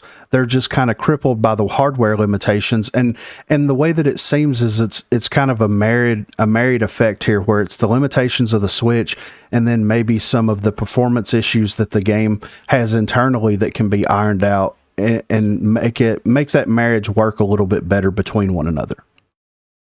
That being said, Rogue Company works pretty well on Nintendo Switch. Like, I was surprised. I was like, there's no way this thing runs at 60 FPS. And it really doesn't, but it runs higher at 30 FPS. Right. And it never dips below for 30 FPS. I mean, except, with the lag issues, but that's a bug. Right, yeah, completely understandable. And I'm very excited to see those changes because, like I said, I mean, it's great having the interaction with the Switch players and being able to play with Switch players. And, I feel like a lot of the Switch players, especially when we're doing custom games and things like that, they feel almost responsible to a certain extent that the game crashed for whatever reason or something happened and it kicked them out of the game. And I always tell everyone, it's like, no, dude, like I completely understand. It's not a big deal. A lot of the times if someone disconnects on one team, then one person will be willing to sacrifice themselves to give it an even playing field. And I don't want anybody to think like that. Me, and I hope none of the other creators or streamers or anybody like that is just like, oh, you're a Switch player, I'm not playing with you. It shouldn't be like that. You know what I mean? Yeah, and the Switch, it could be worse. Oh yeah. Apex Legends on the Switch runs at like 30 FPS if you're lucky. But Rogue Company is as well optimized as possible for the Switch. Just has some issues, some bugs. Yeah. Which should be expected. Absolutely. And hopefully they will get all of that stuff ironed out in the next couple of updates. That would be just fantastic for all the Switch players out there. Yes. What was the thing that kind of originally drew you into the game? So I saw the game myself whenever I went to HRX when it was an alpha, and I saw the presentation of it. They had a little kiosk set up where I think it was running on Switch at the time. Like it was kind of this, hey, you're able to do the alpha test on Switch. They had lines and, like I said, kiosks and things set up so people could experience it. And that was my first introduction into it. I didn't have a chance to play it because the line was like out the door, but I did see it. I did watch people play it. And I was like, I played Gears of War back in the day. This looks like something that would be fun and interesting when it actually comes out. That was where I was introduced. How did you originally get introduced to it? All right. So, go back to, I think it was around maybe it was sometime before November. I think it was around the like early November, I'd say, and I signed up for a closed beta test of a game called Vigor because I kept looking for like new games to play on the Switch, right? And so when I signed up for that test for Vigor is a fun game. Like I played the test and then didn't really go back to it. Right. But when I was looking through the games, I saw Rogue Company. Didn't pay much attention to that. So later on, I went back into the new games category or the upcoming games category. They weren't officially released yet, upcoming games. And I, looked at Rogue Company. I watched the trailer. I read the description, and I was like, you know what? This would be fun to play. It sounds awesome. It kind of seemed like a action-packed game. Yeah. And it is, and it was a lot of fun. And I saw it was made by Hi-Rez, and I'm like, because I've played, probably the first game I downloaded on my Nintendo Switch was Paladins. Right, yeah. I enjoyed Paladins. I played Realm Royale for a long time as well. And I was like, okay, this would be awesome. And so yeah, I started playing it and I loved it. Yeah, and I was waiting for it for a long time and I started playing it and I enjoyed it. And that seems to be the way a ton of people kind of come into it. They either see that it's available for download, or they may see a couple of videos here, a couple of content creators promoting it, like some of the larger content creators that happened in that first kind of initial wave that happened. And it kind of caught everyone's attention because it is something completely different than we're used to. It does go against a lot of the norms when it comes to developing current day developing of a video game. And yes, it is definitely a unique game. Yeah. And that in and of itself, I think, was enough to spark a lot of people to at least download it and check it out and kind of see, what their thoughts and opinions on it were. And it's funny you say that because, quite a bit older. So I played video games for years and years and years and years and years, like before YouTube was a thing, before streaming was a thing, like, you know, ever since I could hold a controller in my hand and all this kind of stuff. And then I kind of got out of it because of life, because of work. And I decided on a whim to kind of get a Switch. And I was like, well, you know, I can play it handheld. I can play it docked if I want to play it on the TV. And I can revisit some of these games that I grew up with, you know, Mario, Zelda, things like that. And I was like, I would really like a fun multiplayer experience. And this was around the time that Fortnite released on the Switch. So I was like, there's a huge buzz for Fortnite. I'm going to go check this out. Downloaded Fortnite, realized that it really wasn't my cup of tea. And around this time is whenever I discovered Paladins, and I downloaded that, and I actually started creating content for Paladins. And that's kind of where I got my, I don't know what you would call it, my ignition back into playing video games and being passionate about video games actually stems from a high-res game, because I fell in love with that game and what they were doing with that game. I didn't play Overwatch. I didn't know anything about what Overwatch was and what the game mechanics were for that. So Paladins hooked me to the point where I was like, I'm going to buy a PC. And then once I bought a PC and started playing, I'm like, I'm going to make content for this game. And then that, you know, it really revitalized my perception and how I feel about video games. Because like the Battle Royale genre as a whole it's like this niche that blew up, and a lot of people enjoy it. And me, myself, I prefer more classic style arena shooters, you know, and you don't really get that experience with you know, Fortnite or with Warzone in games like that. But that pushed me back into the loop, and that's why I feel like whenever I saw Rogue Company come out, I was like, I really want to make content for this game, because I do think that it has the potential, and I still think it has the potential to be a massive game. Oh, certainly. They just have to make the right moves. Yeah, absolutely. You did say that you created content for Minecraft, but is there any other games that you would consider making content for, whether it be just gameplay videos or something similar to what the Rogue Report's doing? Not really. If like Rogue Company died, I've been playing like a bit of Apex, but Apex content for that is so oversaturated. Yes. And honestly, I don't have like a super big passion for Apex. I like games with like a community that like I know, like I know so many people in the community, like you, Brad, the entirety of like the Team Bulletproof community, Radthar's, you know, Radthar's chat, Radthar's community. I've been around like the Rogue Company community for so long, like I know everyone. And that's the communities I love. That's the games I love. Yeah, and it's crazy whenever you compare it to like these mega power games like Warzone and Apex and things like that. The community for that is so massive, it's so broad. You have so many different like thoughts and opinions on things, which is a good thing, but it's also hard to establish yourself inside of that. And yes. And that in and of itself is like, you have to work years to be able to do that. So from your experiences and being a Switch player, what are some of the main issues that you currently see in game right now?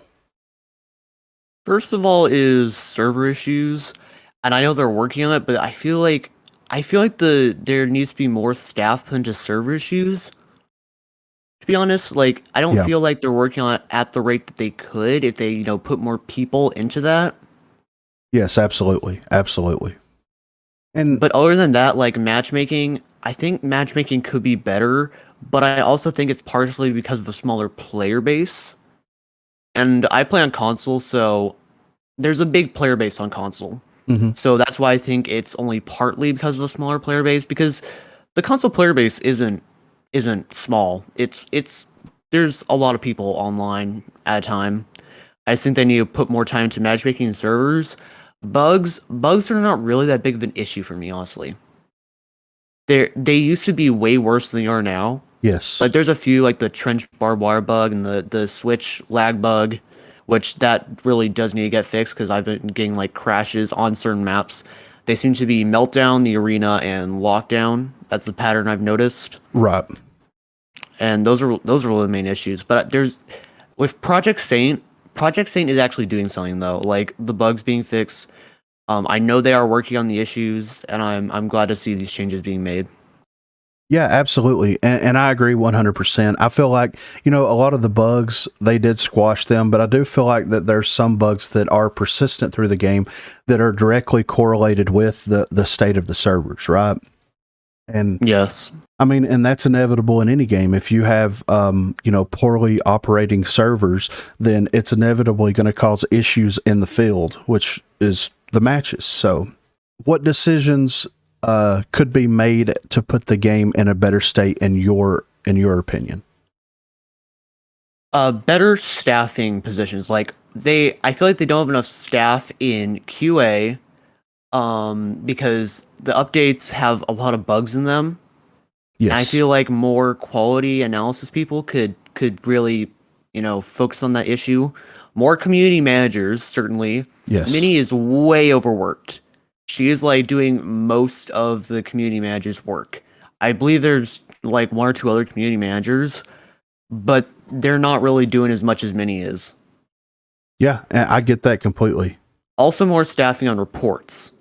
Yes. Reports is vital to stop cheaters, to stop hackers, to stop toxic, toxicity.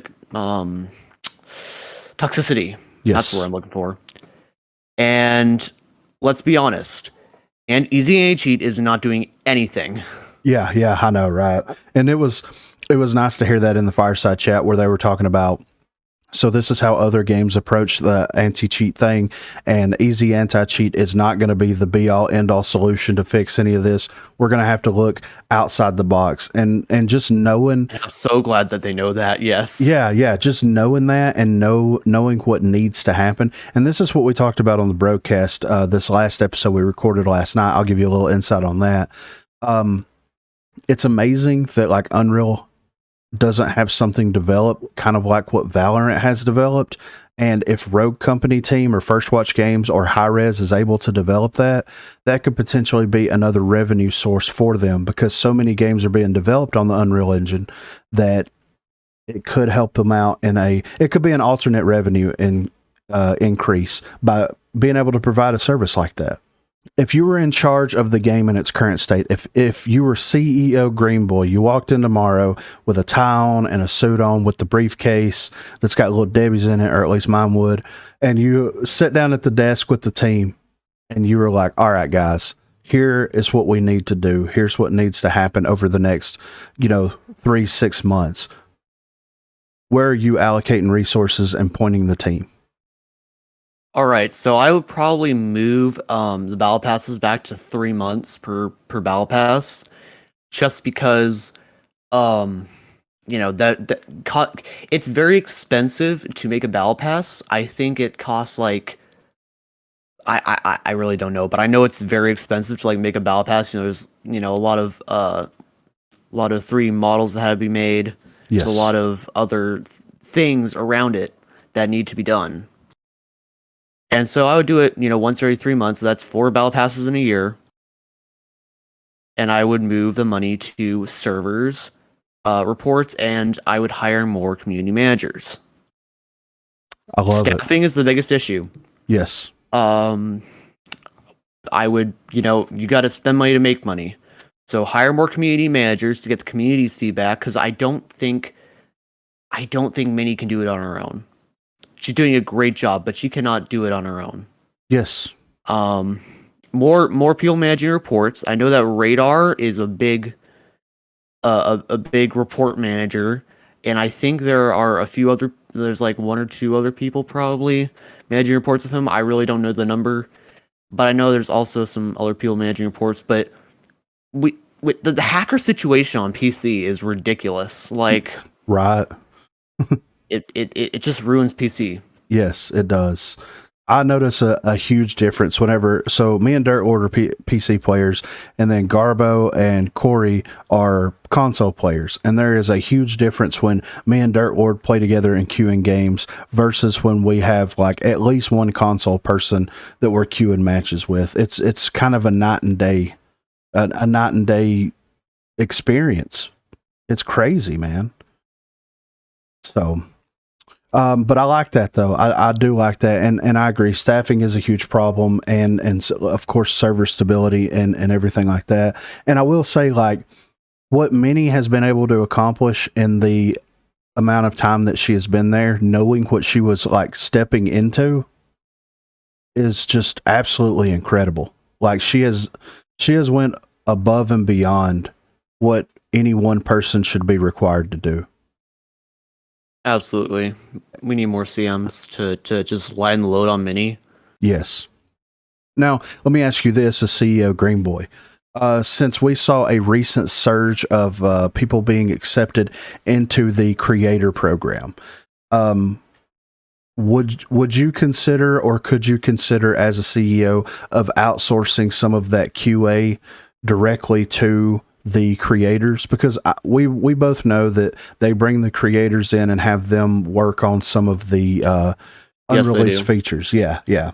So you have a team right there that is very passionate about the game and that enjoys the game. And now you have a very large roster of people. And I don't know, like, the amount of money and time that would need to be set up to have servers specifically dedicated for like one client of the game, but you almost have a built-in QA team right there.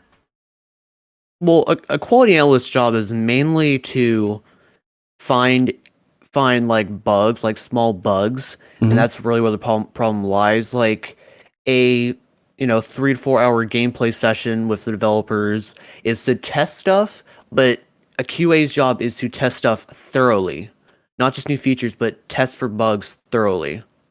So yes, while bringing in creators is good for feedback and good for basically just testing out the big things, I still think there should be more money put into quality analysts to find the smaller bugs.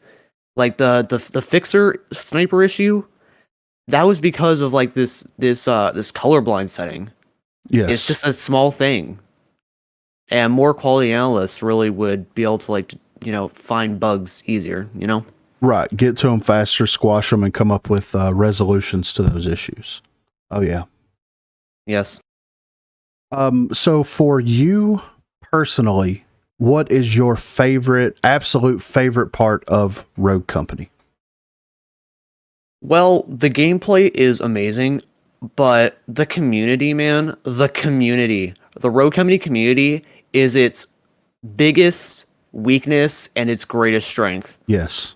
There are some amazing people I've met in the community, like you, Brad UK, Radthar, even non-content creators like I'm like just a second, I'm trying to remember his name. Strix. Okay, Strix DMs me leaks. He's where I get a lot of my leaks from. Strix is amazing. Thank you so much, Strix, for all the leaks that you send me. Like, he's amazing.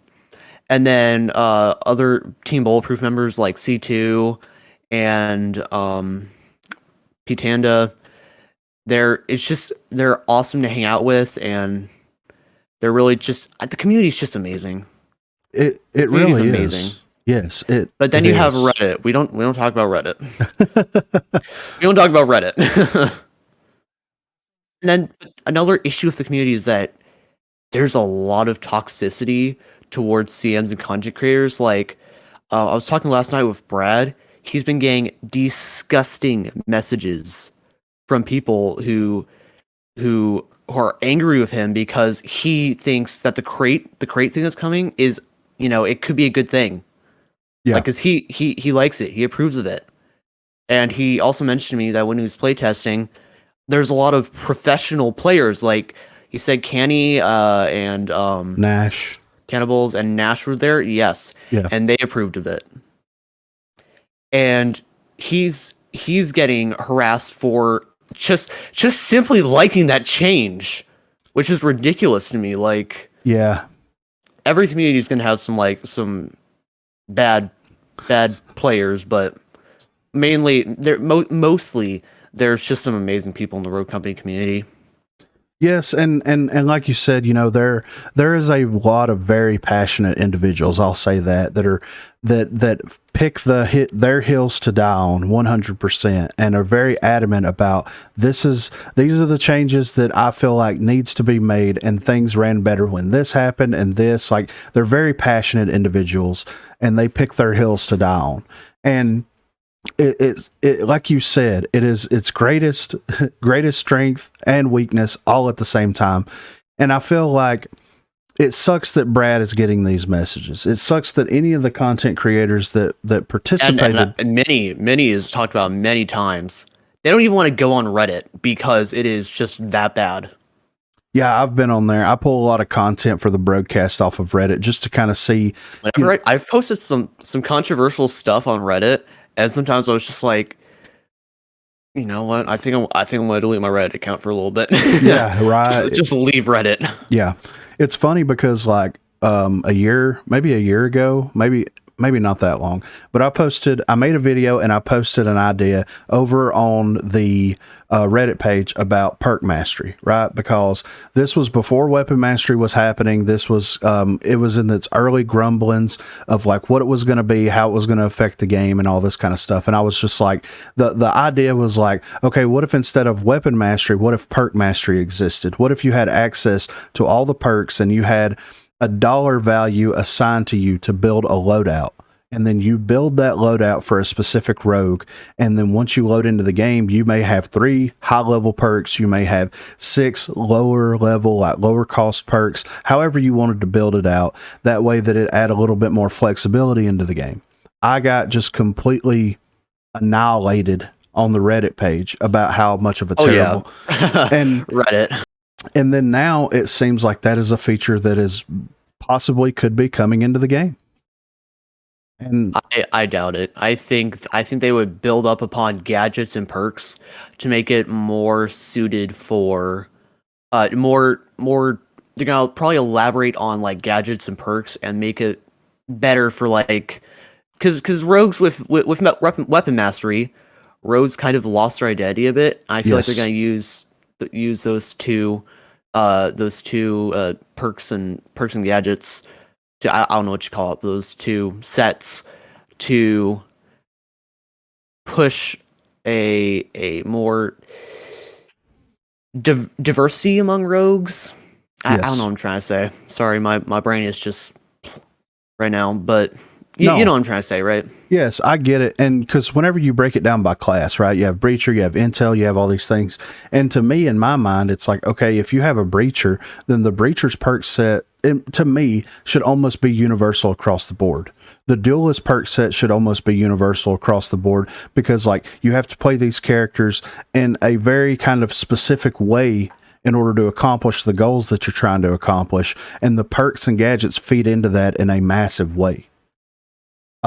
That's just my thoughts and opinions on it. But like you said, I mean, they did take away some of the individuality of the rogues by doing the weapon mastery. So it would be nice if they kind of compensated for that by establishing like perks and gadgets. I think that would be really cool. And I think that would probably put it in a better state, because if you introduce perk mastery and gadget mastery and all this stuff in the game, it's going to be so chaotic that it could potentially make it unfun, you know? Yeah, you still want to have some rogue identity, you know? You don't want to make everything just like, oh, this rogue can have this and every rogue can also have that. Yes. By grinding it out. You want to have some differences between rogues. And sure, they have their passives and their abilities, but you want to have, you want to make sure you keep, a rogue company, rogue company's rogues. It's not. Yes. It's not like you can't really make everything universal, Yeah. Got have a lot of differences between rogues. And I think they're going to make a lot of big changes this year with Project Saint, because this year, maybe next year it's going to come out, full release, but right now it's still in the beta. Yes. I think they're going to make the big changes now, and big changes now. Yeah. In the months to come. I agree with that. And we were kind of looking at everything last night when we were doing broadcasts. It's like around this time last year is when they introduced the time to kill changes. They reverted them, and they've basically been redoing and, they've been redesigning the way that the weapons work in the game to give the desired time to kill, but in a different way. So to me, it feels like we're getting to that point now where it's time for massive things to start happening, and they'll have a year span to get all of that stuff fleshed out to make it where it needs to be. Because right now, the weapons, for the most part, like there's some outliers, of course, but for the most part, the weapons feel good. Yep, they feel balanced, they feel good. Honestly, I really can't complain about the arbitrary anymore. I don't see a lot of arbiters spamming Rogue Company anymore. I think the nerfs were not enough. I think a slower, like just make the rate of fire slower. Like it fires fast. It's like ding, ding, it's like semi-automatic. Yeah. Just make it a little bit slower so that you need to be able to like reposition your aim to get that second shot off. Not like SKL6 slow, but just a little bit slower so that you can't just double tap with the arbitrator. Yeah, just an instant 2-tap down, almost like you're fire. Yeah. The objection, I feel like it only needs like a little bit more of a spread nerf. So they make it have a little bit more spread, so you can't just beam enemies long range, because you could actually like long range beam down enemies with the objection. And for me, it was like a must pick on lockdown. Yeah. Oh yeah. Absolutely, man. And that's the thing, man. If they up the spread of it a little bit and decrease the handling on it just a hair, because like in that close range and even at close to mid range, it should perform that way. It is designed to perform that way. But yes, absolutely. But when I'm getting shot at 30 to 50 meters away and I don't have time to react because it's just a full hell of gunfire coming at me, and I'm just like, what is all this redness happening? And then I'm down. You know what I mean? Like it feels frustrating from time to time. I like it with 40 ammo because it just supplements what it's supposed to do. Yes. That's what it's supposed to do. It's not supposed to beam enemies like 50 meters away. Yeah. It's supposed to be, close range, just bullets. Like that's what it's meant to do. All assault. And they should go further with that kind of play style, and not, they should go further with that kind of play style. Because that's what they did with the LMPX. They saw that it was a very, good to be like accurate with SMG, and they elaborated on that. They made it, like a headshot SMG. And the LMPX feels great. I love that change.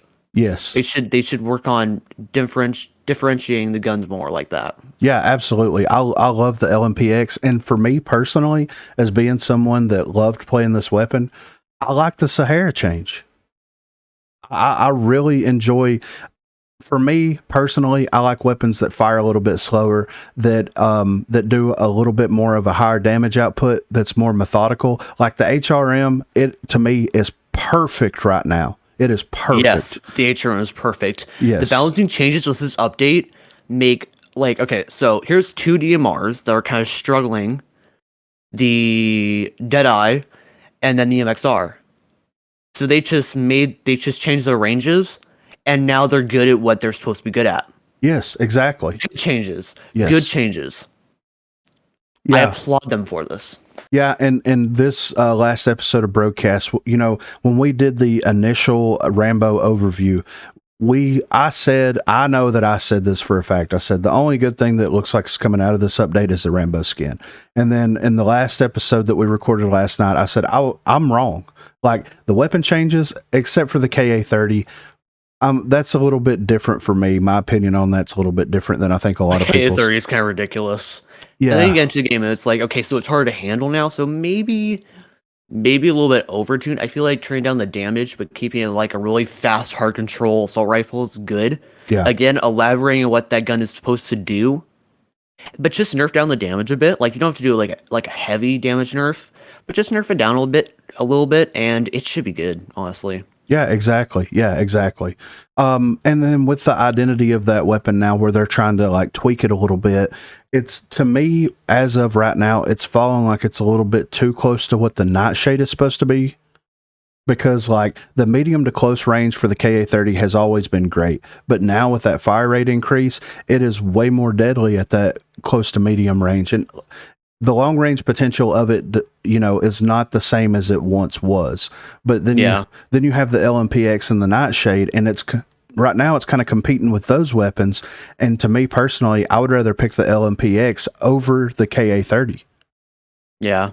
So that's one of those things. But I feel like a lot of the weapons are in a really good spot right now. And I think that like they make a couple of small tweaks and small changes to some of the outliers. I think that the weapons are going to be like almost perfectly balanced, and then nothing else should be done to them. Oh yeah, they're doing really good on weapon balancing right now. Yeah. And rogue balancing, honestly. Like, yeah.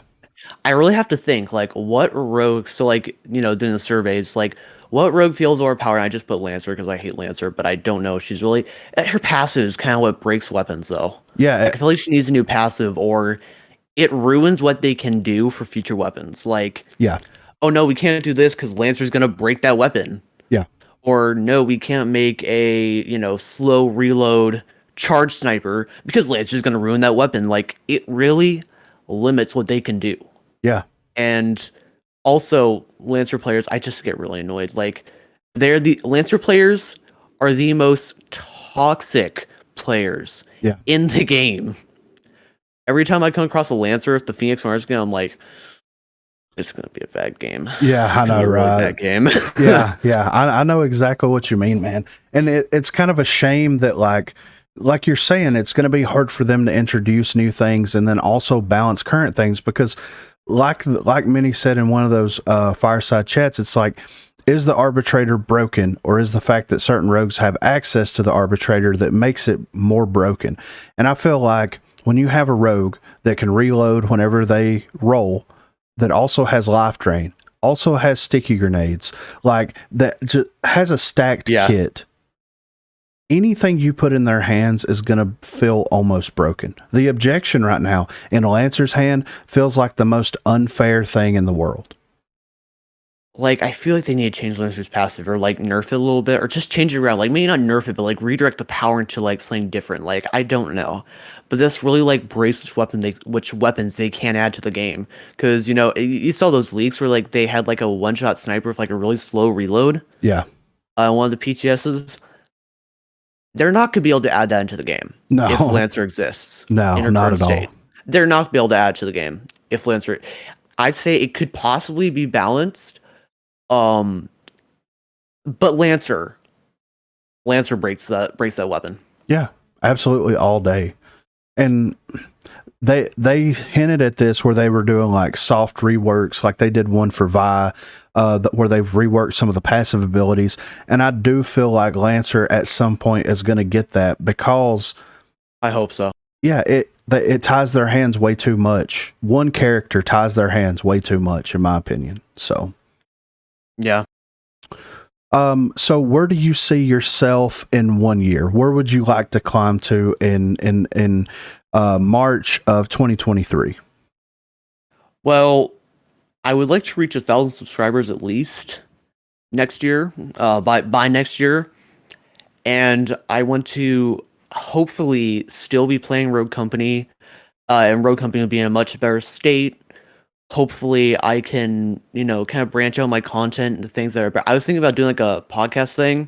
Mm-hmm. I'm going to, you know, work on setting that up. I was going to, the first episode, okay, so the first episode I'm doing is going to be with Brad UK, if everything goes well. Right. If I can find a good time to do it with Brad UK, but I'm doing like a mini 10-minute podcast. So I'm not gonna, you know, go into your, you know, long podcast. I know that I don't want to compete with your broadcast. I just want to, like, you know, give my thoughts, you know, my short thoughts on certain things in the game for like 10 minutes, you know? Right. Yeah. You know, put my opinion out there. Absolutely. Obviously still doing news content. Maybe I'll make a gameplay channel if I can actually get good at Rogue Company. But yeah, I just want to, you know, help the Rogue Company community as much as I can. I've been trying to help Minnie locate bugs.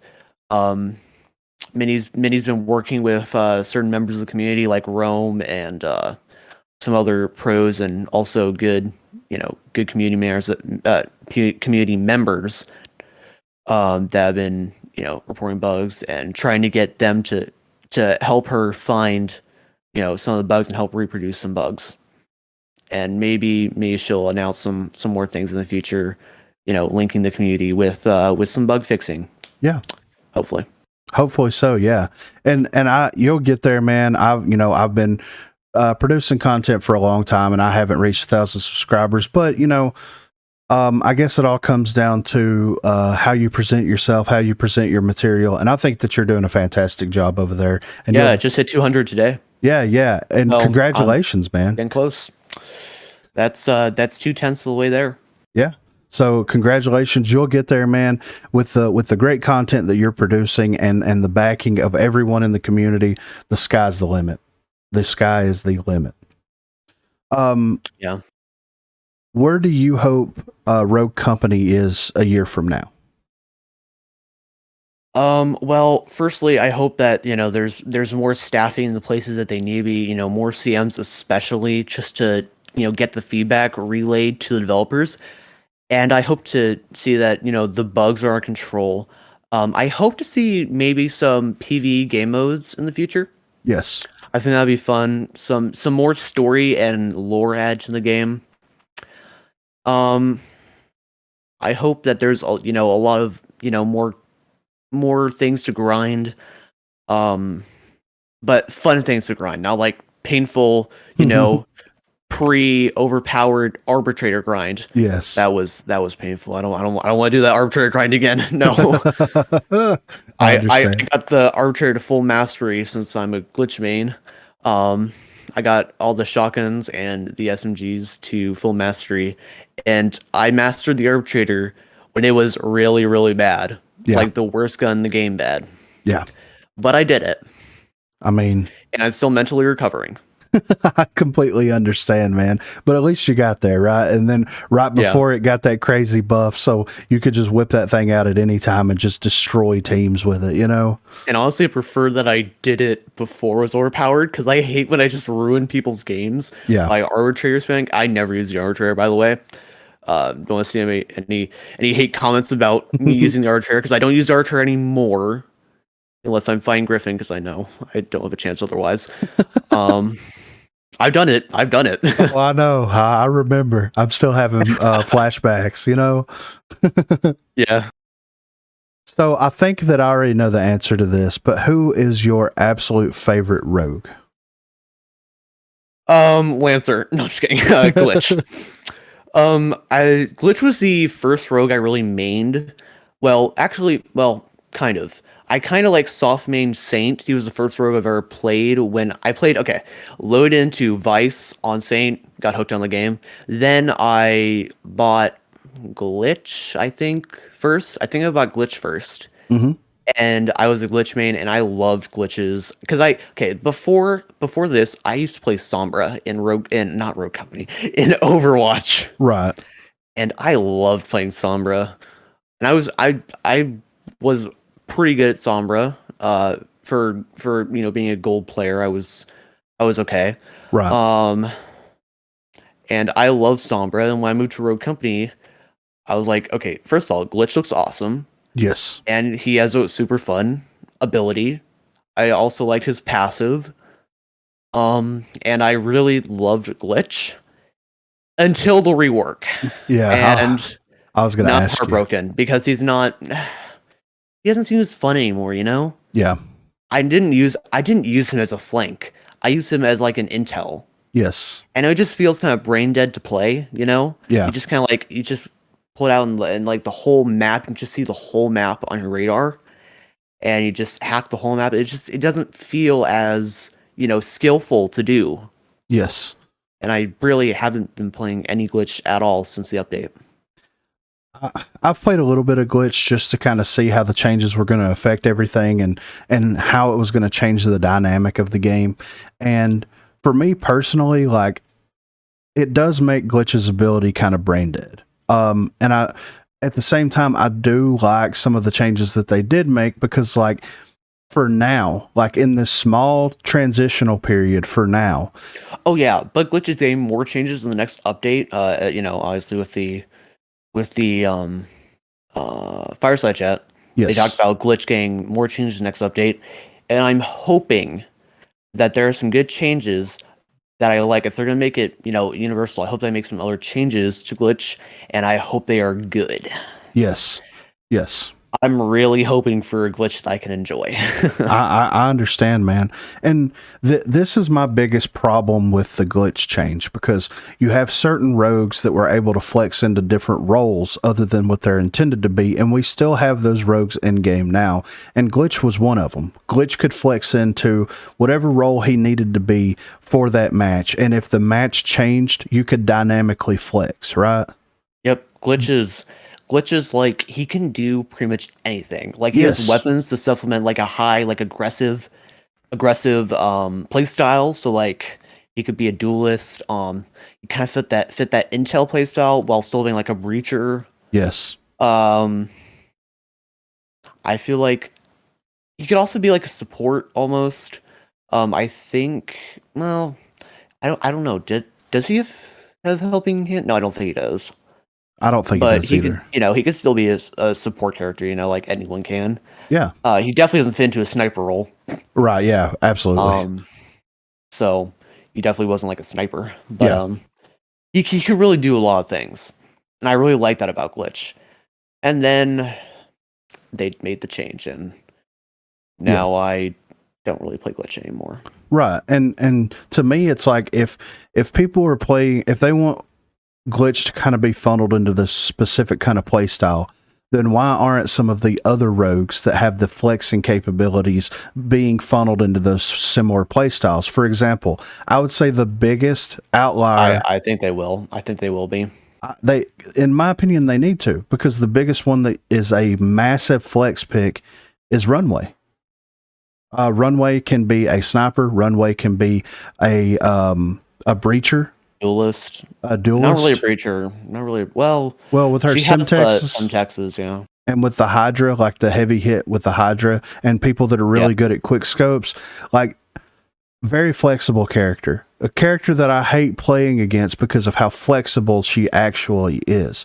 But we're going to make changes to Glitch. We're not going to worry. Runway has a really good character design, though. Like, I really don't think they should mess with Runway's kit. Like, 'cause she feels balanced. Yes. Well, I think how they have her right now is pretty good. Right. And no one had a problem with Glitch before. Like, the flanking, I don't really see how he was like a flanker. Yeah. Like, other than any other rogue could be. Yeah. And why was that an issue? It's Glitch. Yeah. It's not like Lancer. Exactly, right. And like for the Runway thing, it's like, okay, if they wanted to kind of push her into the direction that she's supposed to be played as a support character, they could make one small change to her that would completely change the way that she plays. If she's able to actually deploy the briefcase, but she's not able to get anything out of the briefcase, that would change her playstyle up 100%. That's true. And she's supposed to be a support character, yet she has access to this stuff, and only one other person on the team has access to it. That's kind of where I fall at with that. It's like, okay, if we're going to make changes to Glitch, let's make changes to Runway. Let's make changes to Lancer. Lancer can be a flanker or a breacher. With She's too lethal, though. I think the trip mine is the trip mine is considered as utility, I think. If I'm correct, who else has trip mines? Trench, yeah. So Trent, it's supposed to be a lethal. She has 2 lethals. Yeah. I don't think any other rogue in the game has 2 lethals. No, I don't think so. So why don't you remove the Semtexes, and so here's some leaks. From what I saw, Creamar posted a leak about this new gadget that's going to be like a health pool. Yes. Give her that. Yeah, absolutely. Take away some Texas and give her that. That would be and incredible. You know what? She can still be able to take her briefcase. Yes. And she can have more health things and trip mines. I know some people are not going to be happy about that, but that's already the case. So why not also give her health pools? Yes. And boom. I will gladly wait for that, gadget to be available, but I feel like they should eventually make that change. Yeah, and with what you're saying, it makes perfect sense because since she has access to the sniper rifle, having the ability to cast something out like that offers like an AoE type of healing effect, it plays perfectly into what her play style is. Absolutely, and maybe that's one of the reworks they're talking about. Maybe. I love that idea. It's in the files. Yeah, I think that would be an absolutely great change. yeah. If a developer's listening to this, take notes. Yeah, I love that idea because that would make me more excited to play or to have a runway on the team, because like being kind of the Overwatch of the team with the sniper rifle, but being able to get a very good casting distance on something that could offer like an AoE type of heal, that is so beneficial to the team. That would be incredible. That would make Runway even better. Like, I love Runway. I think they did a really great job on our kit. Yes. These Semtexes are annoying. Yes. I'm not Semtexes. Like, just throw him a briefcase and boom. Yeah. More. I know, man. And yeah, it was seriously an issue. I was playing some Rogue Company earlier today, and I placed one of them down, and she kept placing Semtexes down right near me, and it was annoying. Like, yes. Yeah. And combined with that, there was a fixer that literally almost all his downs were C4 kills. Like, he just spammed C4. Like, I think they were in like a mic chat, and he always seemed like have a C4, and I was getting so annoyed by that. Yeah, and I would say like the conversation around the utility meta really started coming up from my perception was when when Runway was introduced. Being able to recharge someone's lethal gadgets like that and gives you. I understand the APS changes were made to specifically combat against this, but like some people don't like running those characters, and I understand that. But with her being able to throw sticky grenade, and then also someone else on the team, Lancer, throw a sticky grenade, it's so like tenacity doesn't matter at that point, like it's insane, man. So, but like, what else could they do to, like, I feel like the best way to do it is just like that. Just make that one small change, get rid of the health pool gadget. Yeah. And because you really can't, even though it's annoying, I don't see it as overpowered. Like, it kind of makes sense to me, honestly. Yeah. Like, I don't hate it. I just feel like it's not Runway's problem. It's kind of just the utility. Like, the C4, it can be thrown way too far, in my opinion. It's nutty what you can do with that with thing. The upgrade. Yeah. Like, just don't have a throw distance upgrade. The first upgrade, it's fine. It's balanced. Just keep it like that. Don't have a throw distance upgrade. Just please, no. Yeah, and it's like he was throwing it like across the map. I'm like behind cover, and just and I'm gone. I'm done. And that was like pretty much the main reason why we lost. We had 2 levers, but me and this Glimpse were doing absolutely insane. But more C4s. Yeah, and it was annoying, painful for sure. Right. Personally, I don't have an issue with Semtexes. Maybe like a smaller radius reducement. Like, reduce the radius a little bit more. Yes. Of the explosion radius. But honestly, I don't see Semtexes being that big of a problem. I don't see grenades being a problem at all. They require skill to, like, cook the grenade, then throw it. They're easy to counter. Incendiary grenades, don't see incendiary grenades being too powerful. Except in Battlezone, they're pretty powerful in Battlezone. But, like, in normal games, I don't see that being that big of an issue. Yeah, to me, like the way that I kind of view like the utility meta right now, and we touched on this on the last episode of BROGUECAST whenever they were talking to Pretty Hair about like kind of the utility meta. So you're going to see those pain points way more in respawn modes. Absolutely. Because you respawn, you have access to everything, and it's time to just blow everything up that you possibly can, Yeah. But for like demolition, and which is what I primarily play, you don't see the utility. You don't see the utility meta quite as heavily, but it's still absolutely prevalent, coupled with the abilities that some of the rogues have. And to me, like if you perfectly cook your grenade, it should always be a down. Trip mines, this is going to be very controversial. Trip mines should always be a down if that person doesn't have tenacity.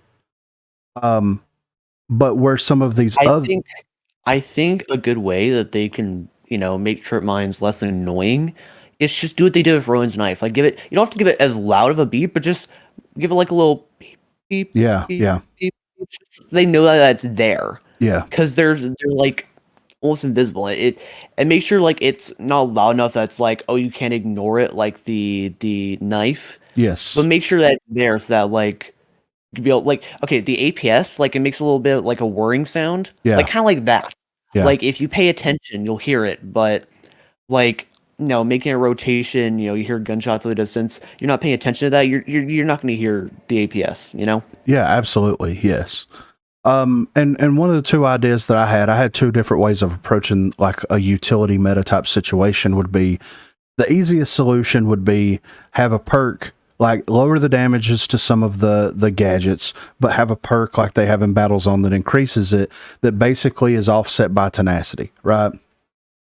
But yeah, and so you have to make an investment in actually having that heavy utility play, or have different levels of fall off for some of the grenades, like the bounce grenades, the Semtex grenades, and the frag grenades that aren't cooked perfectly, where if you're within 1 meters to 3 meters, it's a down every time. When you're in 3 to 8 meters, then you're going to take substantial damage, because thinking back to the way that the game was kind of in closed beta and upon that free to play status, like the gadgets were very lethal, but they worked the way that they were intended to, where you weren't going to guarantee a down, but it was going to force that person to either get out of cover, or it was going to give you the leg up on pushing them, where the gunplay actually came into, that was a more prevalent thing there.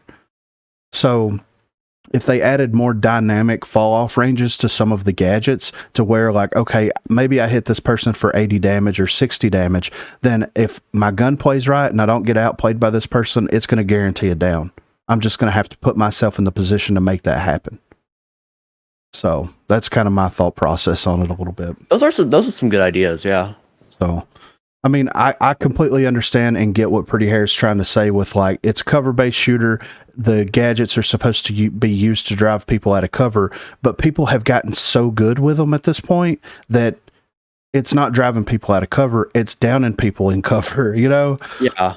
So, especially like cooking a grenade right, that's fine. Like, like grenade, like, okay, you see a grenade's being cooked. Okay, they're going to toss it behind your cover. You got to go.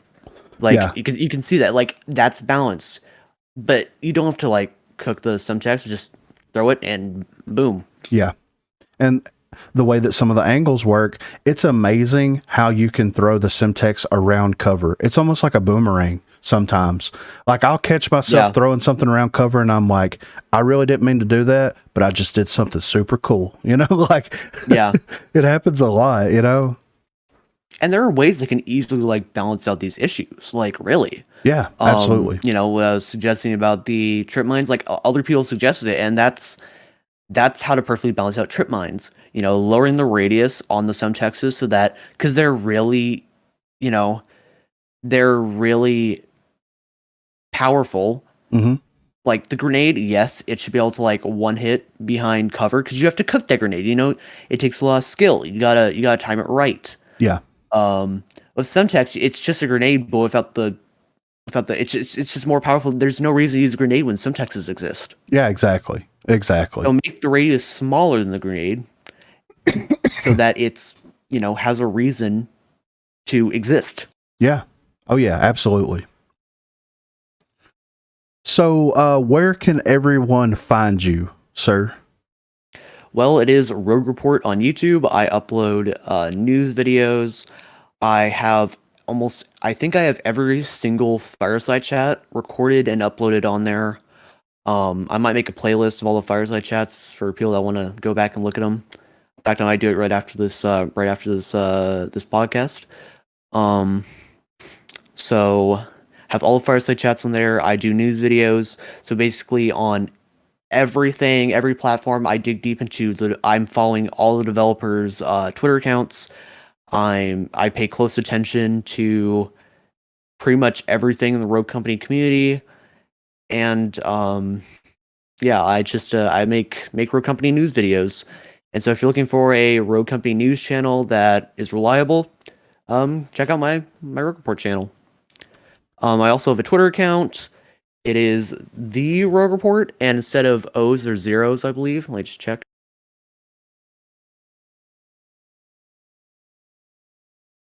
Yes, it is the Rogue Report, with zeros instead of O's. Okay. So yeah, those are the two places where you can find me. And for those of you who I don't have a Rogue Report Twitch account or anything like that, so a lot of people probably know that my normal username is the Greenboi. That's my username on pretty much everything else, but I don't really make content on my Greenboi channel or anything like that. So Right. yeah. So yeah, guys, go give Greenboi a follow and subscribe to his YouTube channel, show him some love, and yeah, great content's coming out there, and big things are in the works, and yeah, I'm very excited to see what comes down the pipeline in the future, my friend. Thank you for having me, Griffin. Thank you for I've being been a big fan of your videos for a while, and I'm excited that I finally am able to, be on BROGUECAST with you. That's awesome. Yeah, man. I've been literally shaking the entire podcast. That's why it's been hard to talk, and I ran out of water halfway through. Oh no, you're fine, man. Thank you so much for stopping by, talking to everybody, and letting everyone know where you come from, where you're going, and what you want to see out of the game that we love so very much. So thank you so much for hanging out with us for just a little bit. Yes, thank you, Griffin. Thank you. All right, guys, I want to give a huge shout out to Greenboi for being our community creator spotlight for this week on the BROGUECAST. In the future, if you want to contribute to the BROGUECAST in any way, please be sure to hit us up on Twitter at BROGUECAST. You can email us broguecast@gmail.com, or you can hit us up on the Discord. The link is in the description down below. There is a section called the BROGUECAST contributions. So if you want to hit us up on anything, those are the places to do that. So for episode number 21 of the BROGUECAST, I'm here with Co-Reed. I'm here with the Clutch Lord. I'm here with Garbo. And I'm here with Griffin. Thank you guys so much for listening. Thank you guys so much for watching, and catch us next time. Have a good one, guys. That time you kept it so plain, I still almost Well, laughed. Yeah.